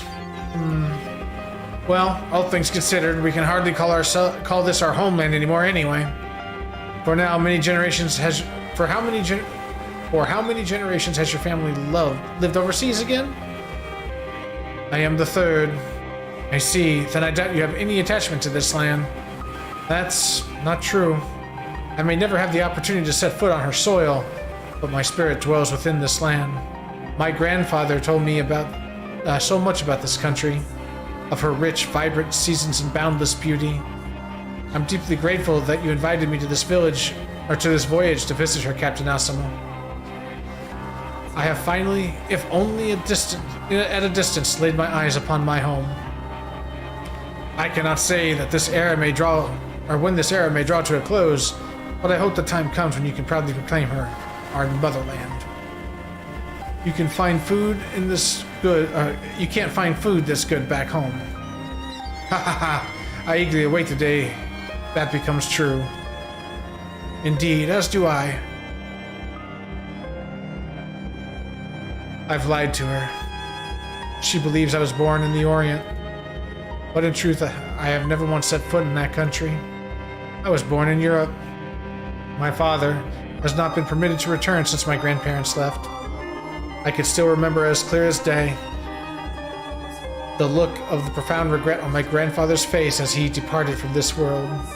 He bequeathed unto me a katana, and on that day, the blade became one object binding me to my homeland. I could not bring myself to tell her that I am disallowed to return home.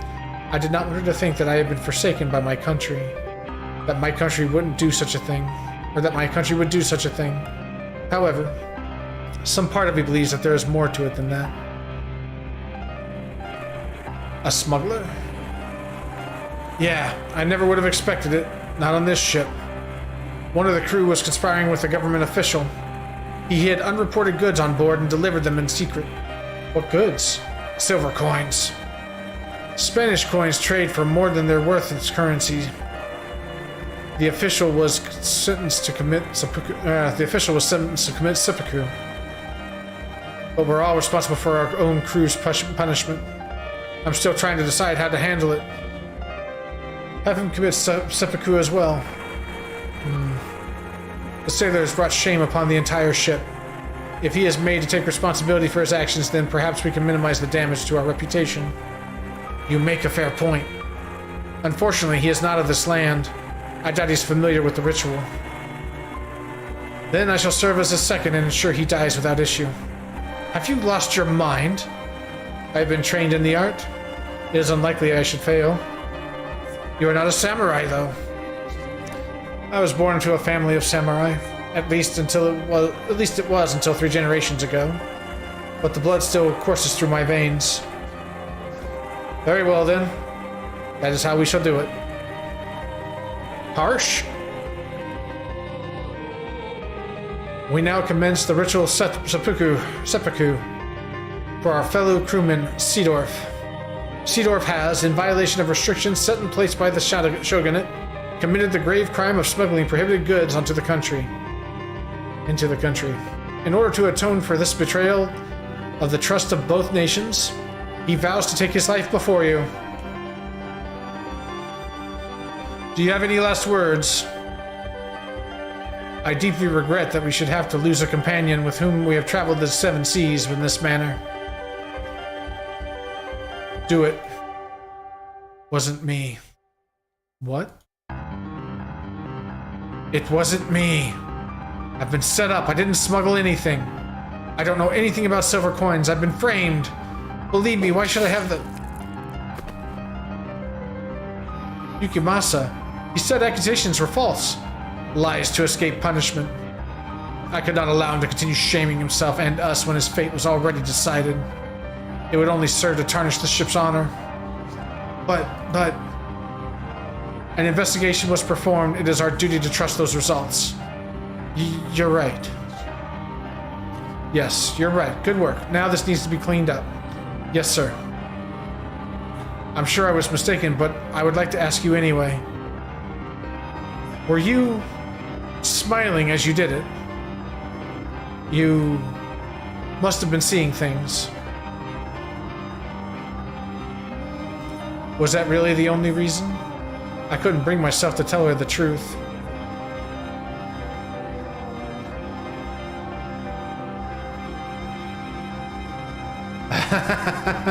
What? Was that a dream? Was that from my memories? No. Asama? I've never met the man. Or that woman. No. I was just... No, it wasn't me. I don't remember. I don't remember anything. Not a thing. Not a single thing. I'm a beast. I'm a beast, not a human. I don't need those memories. Are you there? Are you there? Where are you? Come to me. Be with me. Peace, my peace. Where are you? Where have you gone? Why are you not by my side? I don't remember anything. Stop remembering.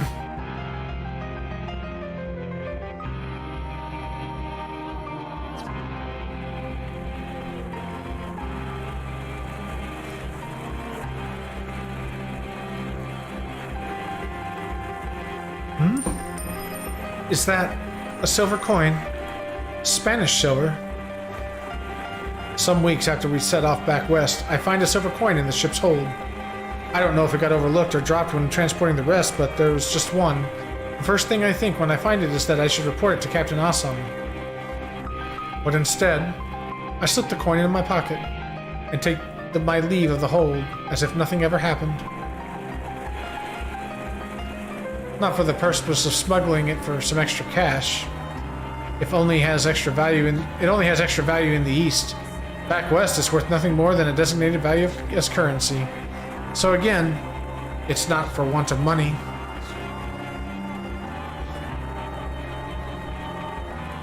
Well, damn. It seems Seedorf might have been innocent after all. Perhaps so. And if he had no hand in the smuggling, then I have done a horribly regrettable thing. No, as you said, an investigation was conducted. We had no choice but to believe the information we were given. You mustn't blame yourself. I feel bad for putting on such an unpleasant responsibility on you. Not at all. Now, how do we handle this? I can't believe a silver coin was found in someone else's luggage. It would be best to handle this internally. Publicly, we have already made our amends with Seedorf's death. That's true. Though it would be prudent to try and discover from where he is acquiring the coins, so as to prevent another such incident. Should one of our crew be caught smuggling again, he will not be the only one asked to take responsibility. I have great sympathy for you, Captain Asama. This is quite the headache. I can't imagine he would give up on his connections just because we asked. We can force him. If he doesn't want to talk, then we can give him some encouragement. But I couldn't. Worry not, Captain Asama. I shall take care of the dirty work. You needn't trouble yourself with anything, Captain. Leave it all to me. Captain? Very well. I leave this in your hands, Yukimasa. Yes, sir.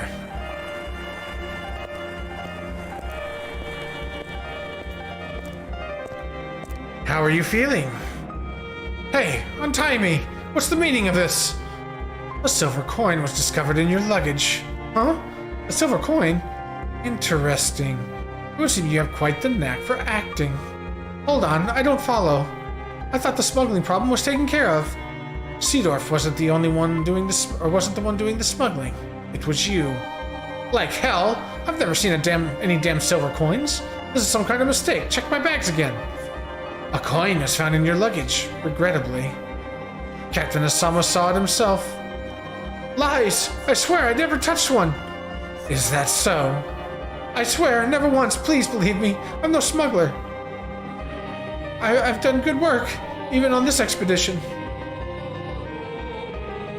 You know, I'm not someone who would get involved in smuggling.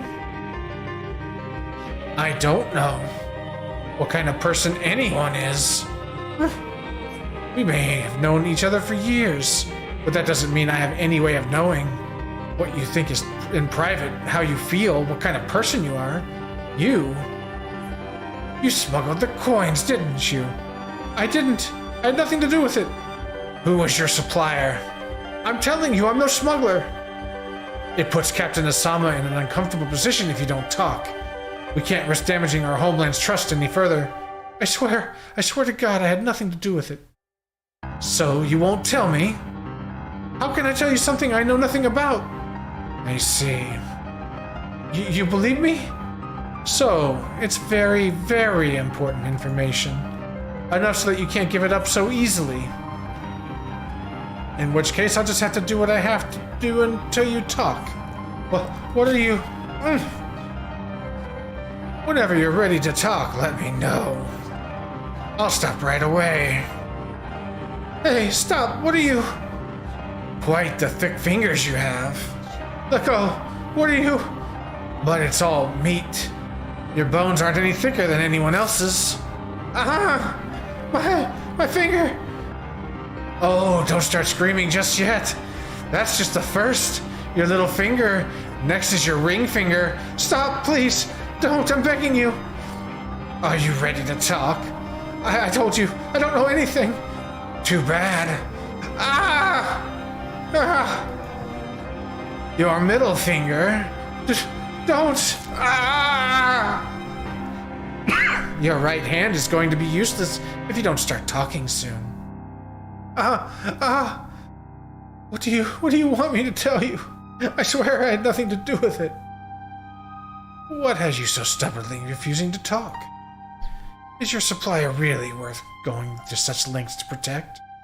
No, I can't tell you what I don't know. That's all that's left is your thumb. Help someone. Hit me. Just so we're perfectly clear, everyone on board knows what you did. No one's going to come to a smuggler's aid. God, I can't take any more of this. Please stop. Ready to talk? What will it be? I'll talk. Okay, I'll talk. If anything you tell me is a lie, you can consider your life forfeit. Are you ready to tell me the truth? We will investigate the details of your confession. If you lie, we'll find out. Understood? I speak. But... Or can't you? I don't know anything. That's a shame. Well, you won't be using your right hand ever again. Although, there are 5 fingers on your left hand. Are you in pain? Do you want me to stop? Yes, please. All right. 4 left. That is quite the face. I wish I could show it to you in a mirror. What is wrong with you? You monster! I'm not doing this because I want to. You're the one forcing my hand by refusing to talk. Go on now, spit it out. You wouldn't believe anything I said anyway. How long have you been doing this? You're the first. Liar, you sick bastard. It's the truth, though. Then why are you smiling? 3 left. What'll it be? Will you tell me everything? No lies and no omissions? It wasn't me. I didn't do anything. 2 left. It's surprising how easy they break. No! Stop! This is the last one. It burns. My fingers are on fire. No. Now, what's next? It burns. Are you listening? Hello? This over a few broken fingers. Need me to wake you up? Let me tell you something. I'm the one who put the coin in your luggage. Of course you don't know anything. Anyone get in here, this coin wasn't... Don't go shouting things you'll regret. It's hard to fight back with your hands in that condition. Having trouble breathing? Well, are you? You need air? It's hard to guess. It's hard to talk with my hands around your throat, huh? Do you want air? All right. Then you can have some air.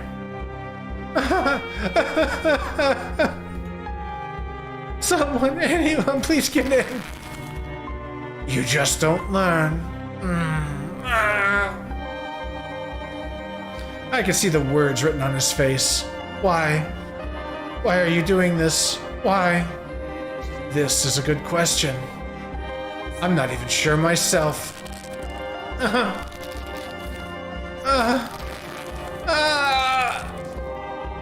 Hey! Answer me! Well, damn. I missed the opportunity to use my katana.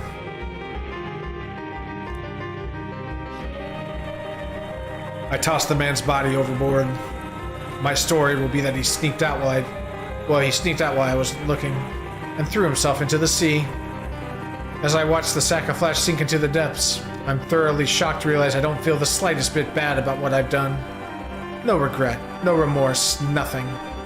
I comprehend that the things I've done are reprehensible, that they're evil, but that knowledge wasn't sufficient to restrain my urges.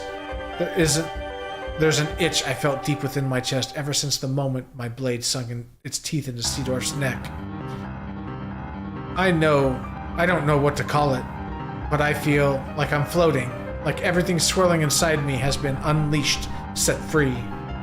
There's also an edge of anxiety, though. If I continue down this path, what might I transform into? Despite feeling not the slightest bit guilty about the horrible things I've done, I still fear this life I've made slipping away from me. I want something to anchor me. What exactly am I? Is this what I wanted to become? The kind of man who can take another's life without flinching? Fully aware of his actions? And if that's truly what I am, perhaps it would make things easier if I did lose everything.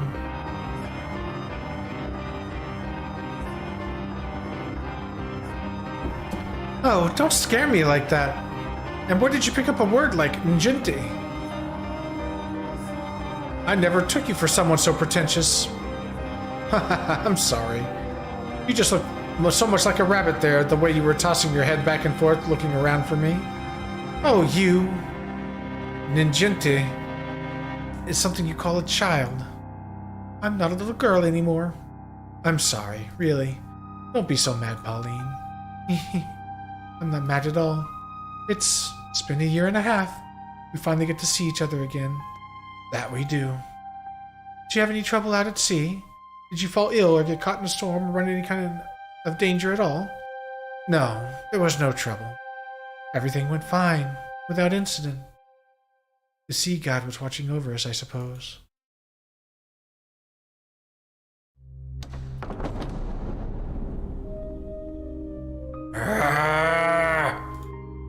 I don't know. What am I? Who am I? Who? What is this room? What are those colored windows? Were those here before in the mansion? I know what that is. It's an angel. The angel is looking at me and laughing. The angel is looking down on me and laughing.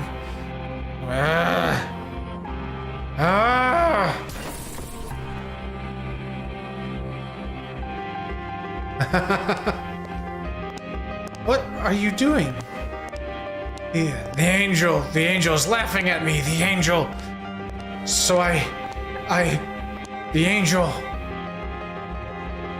You, where were you? I went to the kitchen to get a drink of water. You have nothing to worry about. I will not run away from you. I am not human, am I? I'm not human. You are. Not a human.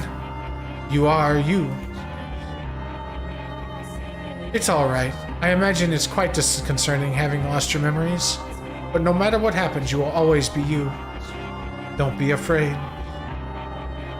Are those the words of encouragement I truly wanted to hear?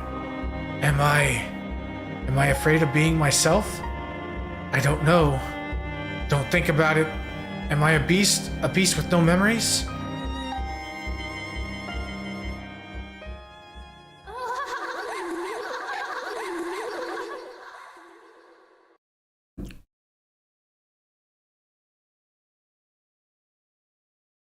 Man, we gotta be close to chapter 3. This has been going on for a while. His psyche drifted erratically between human and beast. If he accepted himself as human, it might cause memories better left buried to return to him. If he accepted himself as beast in exchange for his memories, he would no longer be able to rejoin human society. The white-haired girl fervently supported him in these precarious times. I was quite amazed. I had never imagined she would grow to be such a strong woman. Nevertheless, God is a cruel master. For what strength he gave her spiritually, he took an equal part from her physically. Though she persisted, day in and day out, to stay by the man's side, one day she suddenly fell ill. With her in the throes of a high fever and not knowing the cause, he fell into a perpetual panic. There was no medicine in the mansion. They could hardly manage to put together sufficiently nutritious meals. Though there was no medicine, maybe there was something else that could make her feel better. However, everything he could think of required him to leave the house. Hey, is there anything you'd like? Anything I would like?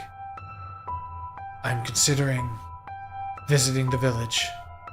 I see, you're going to the village. I thought I might be able to get some medicine.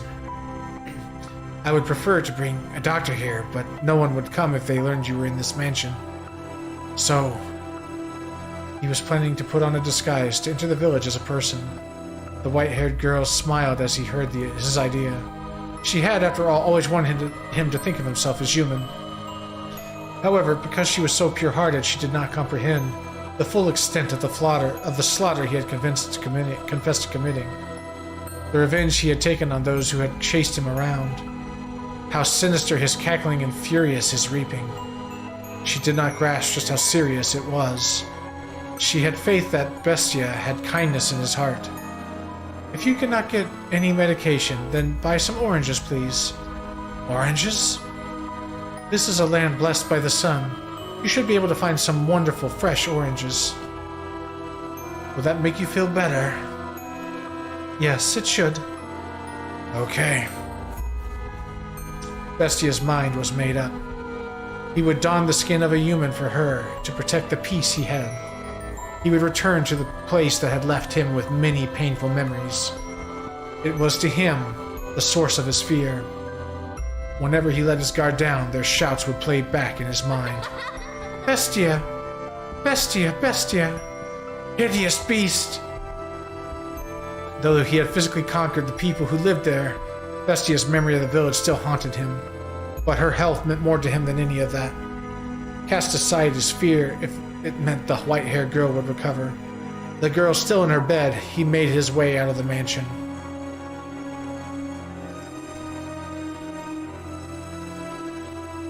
This can only go well, I could tell this already. He crossed the overgrown forest, pushing forward one step at a time, all the while trying to brush aside his apprehension, until he arrived at the village. This is where they called me a beast, where I was almost killed, and where I killed them.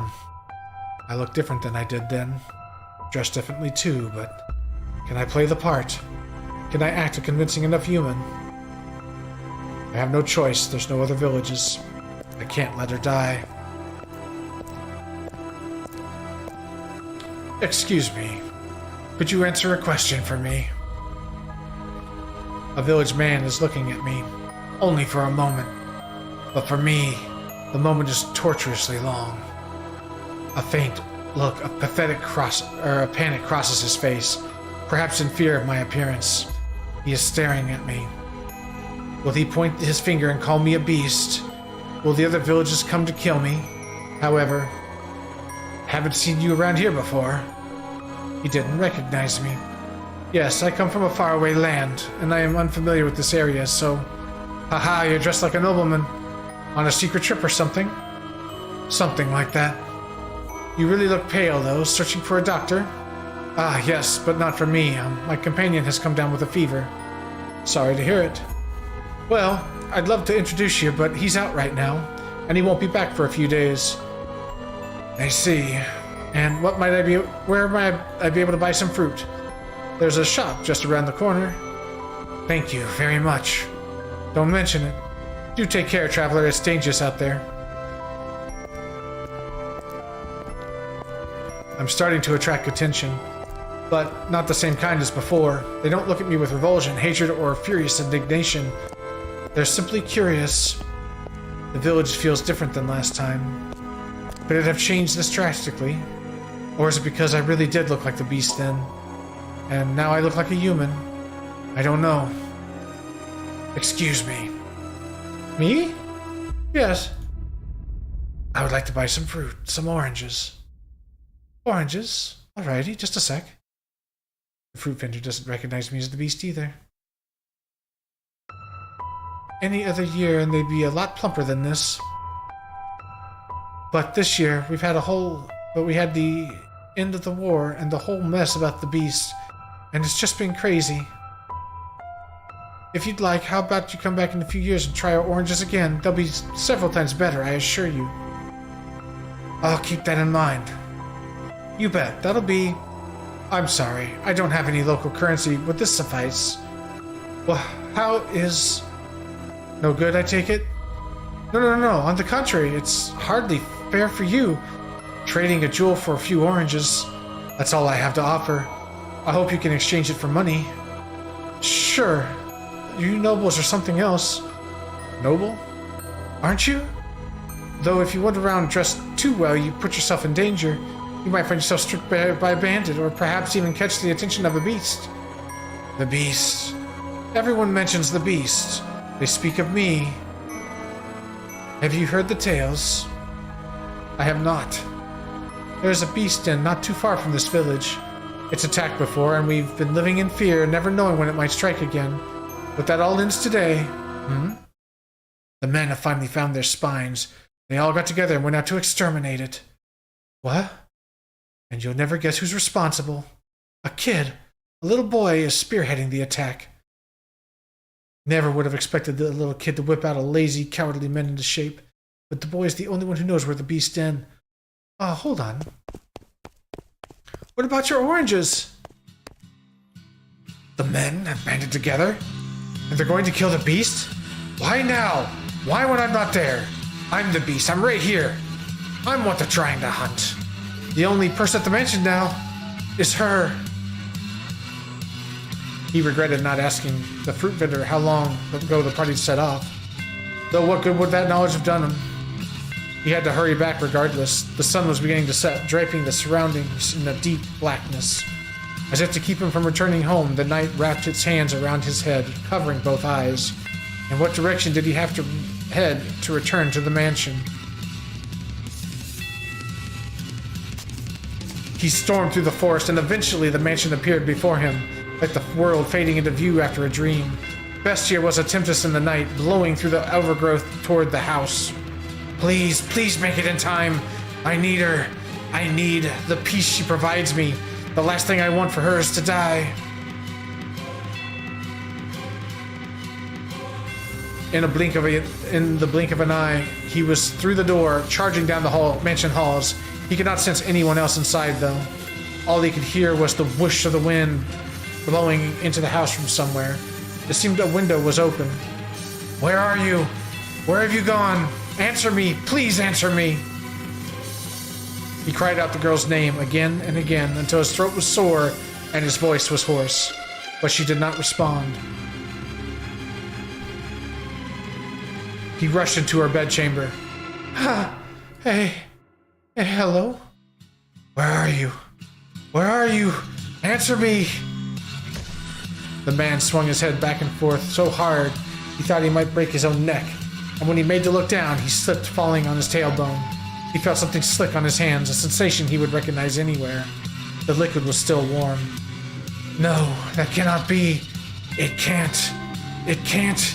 It cannot be! Muttering incomprehensibly in fear, he crawled back through the door of her chamber and looked down the corridor. Like a genuine beast, he followed the trail of slippery fluid on all fours. The trail glimmered like red wine.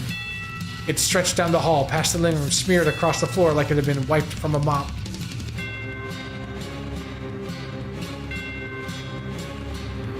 The man crawled and crawled and crawled until at last he reached the stairs leading down to the cellar.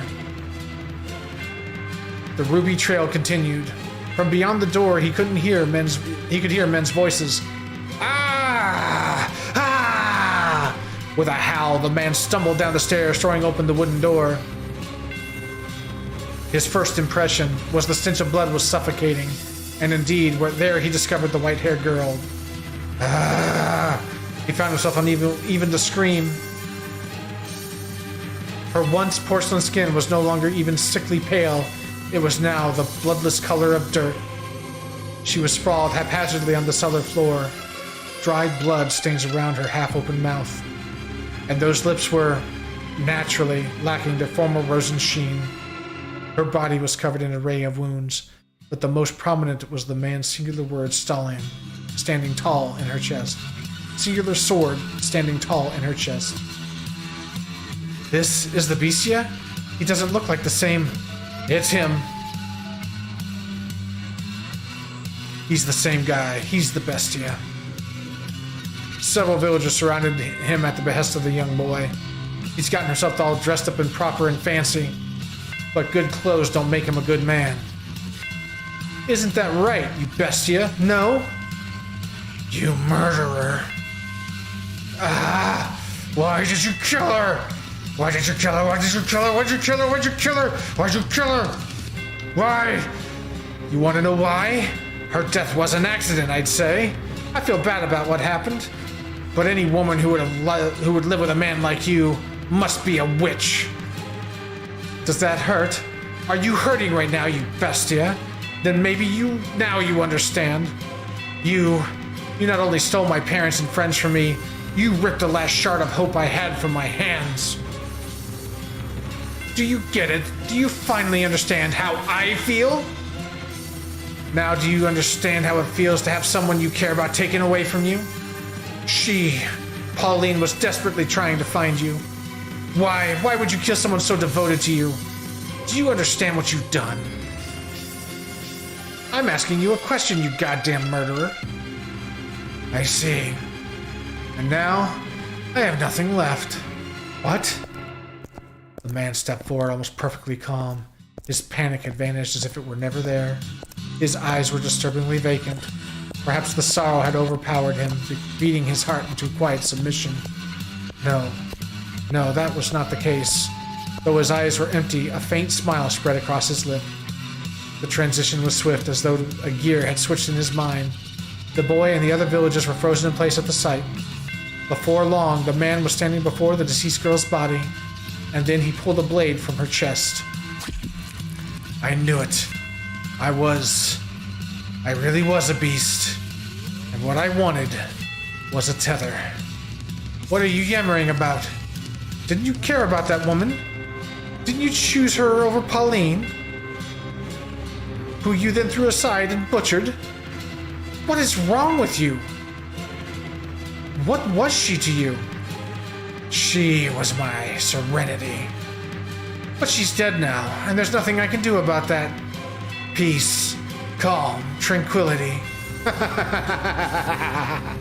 The man's behavior was downright eerie, causing the boy to flinch back. Believing he'd had everything taken from him, he could not possibly lose anything more was, I imagine, what had allowed him to stand up to the beast, the source of such crippling fear. Yet now, he found himself unable to move. He found himself in the face of such an incomprehensible creature, paralyzed with fear. And the villagers were similarly dumbstruck. Not even I could understand his behavior. What the hell is wrong with you? How can you laugh like this? I don't get it. How indeed. I wonder myself. I don't know either. But you know what? It doesn't matter anymore. Because every last one of my anchors has broken off and sunken into the sea.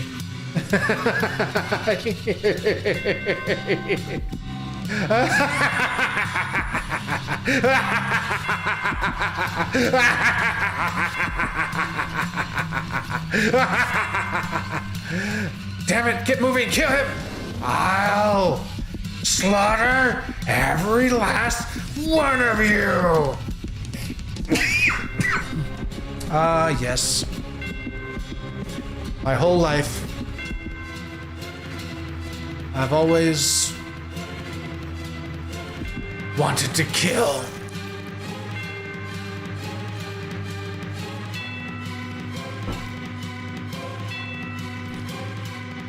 What was it that afflicted you with such madness? Losing your memory in a shipwreck. The abuse and insult that you suffered at the villagers' hands? Or was it the grief of not being able to return to your homeland? No, none of those were the root. You were always like this. You always bore those twisted desires. You held those deep, constant urges to cause others harm. That is your essence. The real you hidden beneath the mask of sincerity. The true beast was in your heart. The beast was a convenient skin for you to wear. You wanted to be brutal, to be a brutal, savage murderer. You never really loved the white-haired girl, or the black-haired woman for that matter. You were merely attached to them, fixated on the idea of a world of tranquility. You used this piece to anchor yourself, to prevent you from drifting off into the ocean of your desires. Yet you yearn to cause pain. Man, these hiccups are killing me. Hold on a second, people.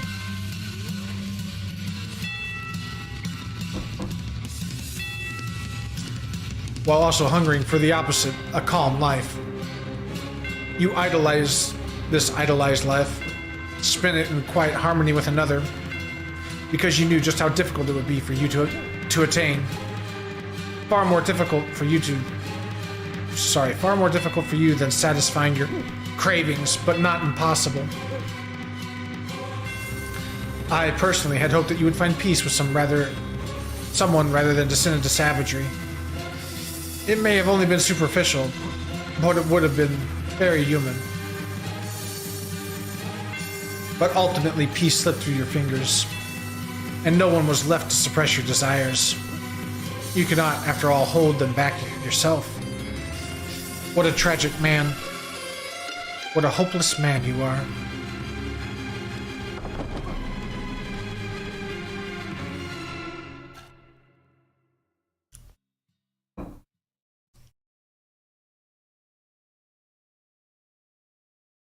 The door to the cellar swung shut. You had fallen to the floor at some point, unable to bear the stench of blood. The maid stood behind you, her arms wrapped around your shoulders. The maid's voice was chillingly gentle. That was quite horrific, wasn't it? Are you feeling unwell, Master? Oh my, you're shaking, Master. Fear not. I assure you the beast will not come through that door. I am here for you, and I will continue to hold you for as long as you need to settle your nerves. Oh dear. You feel like you might freeze in my arms. Dang, this hiccups. Am I really that cold? I cannot tell my own temperature. You wish to know what happened to Bestia after that? I could open the door once more and show you. But I have no intention of knowingly tossing you back into the den of horrors. He lost the rest of his humanity, becoming wholly beast. But, to tell you a little more of the tale, it is my understanding that an entire village was ravaged shortly thereafter.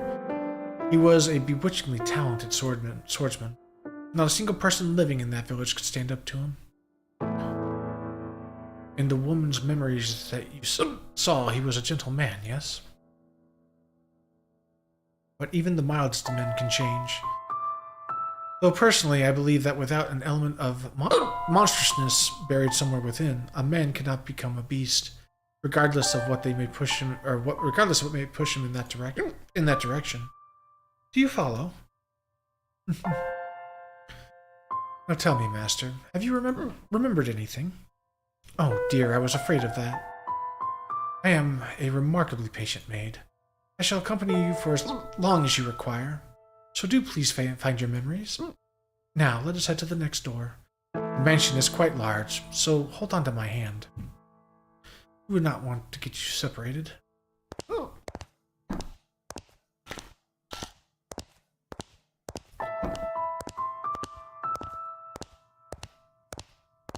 Alright, brother, you have a good one, Master. I'll probably be ending this shortly. These hiccups are telling me it's time to go. You and the maid traveled down the dimly lit hall, passing by the mirror once again. The light from the candle in the maid's hand was the only thing that reflected in it. The maid herself did not appear. However, just as you were about to avert your eyes, you thought you caught a glimpse of white hair.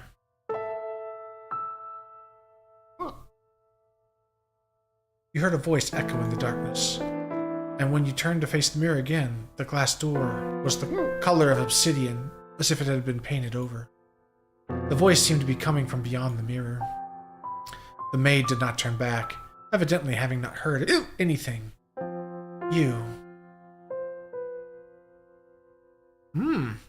Extend your hand or avert the eyes. Well, let's extend our hand and see what this mirror has to hold.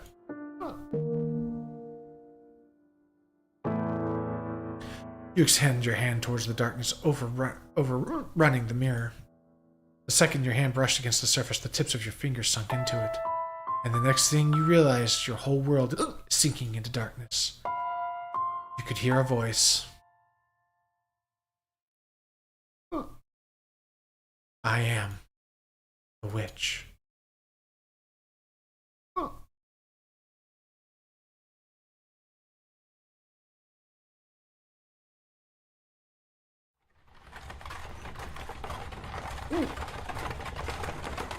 I think I'm going to save it here because my voice is giving out and my hiccups are getting worse. So we will save this. Under Memento. Go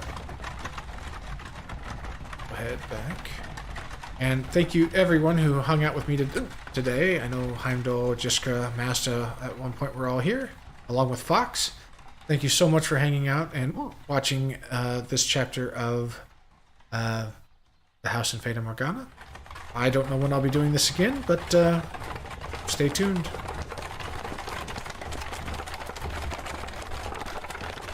Thanks again.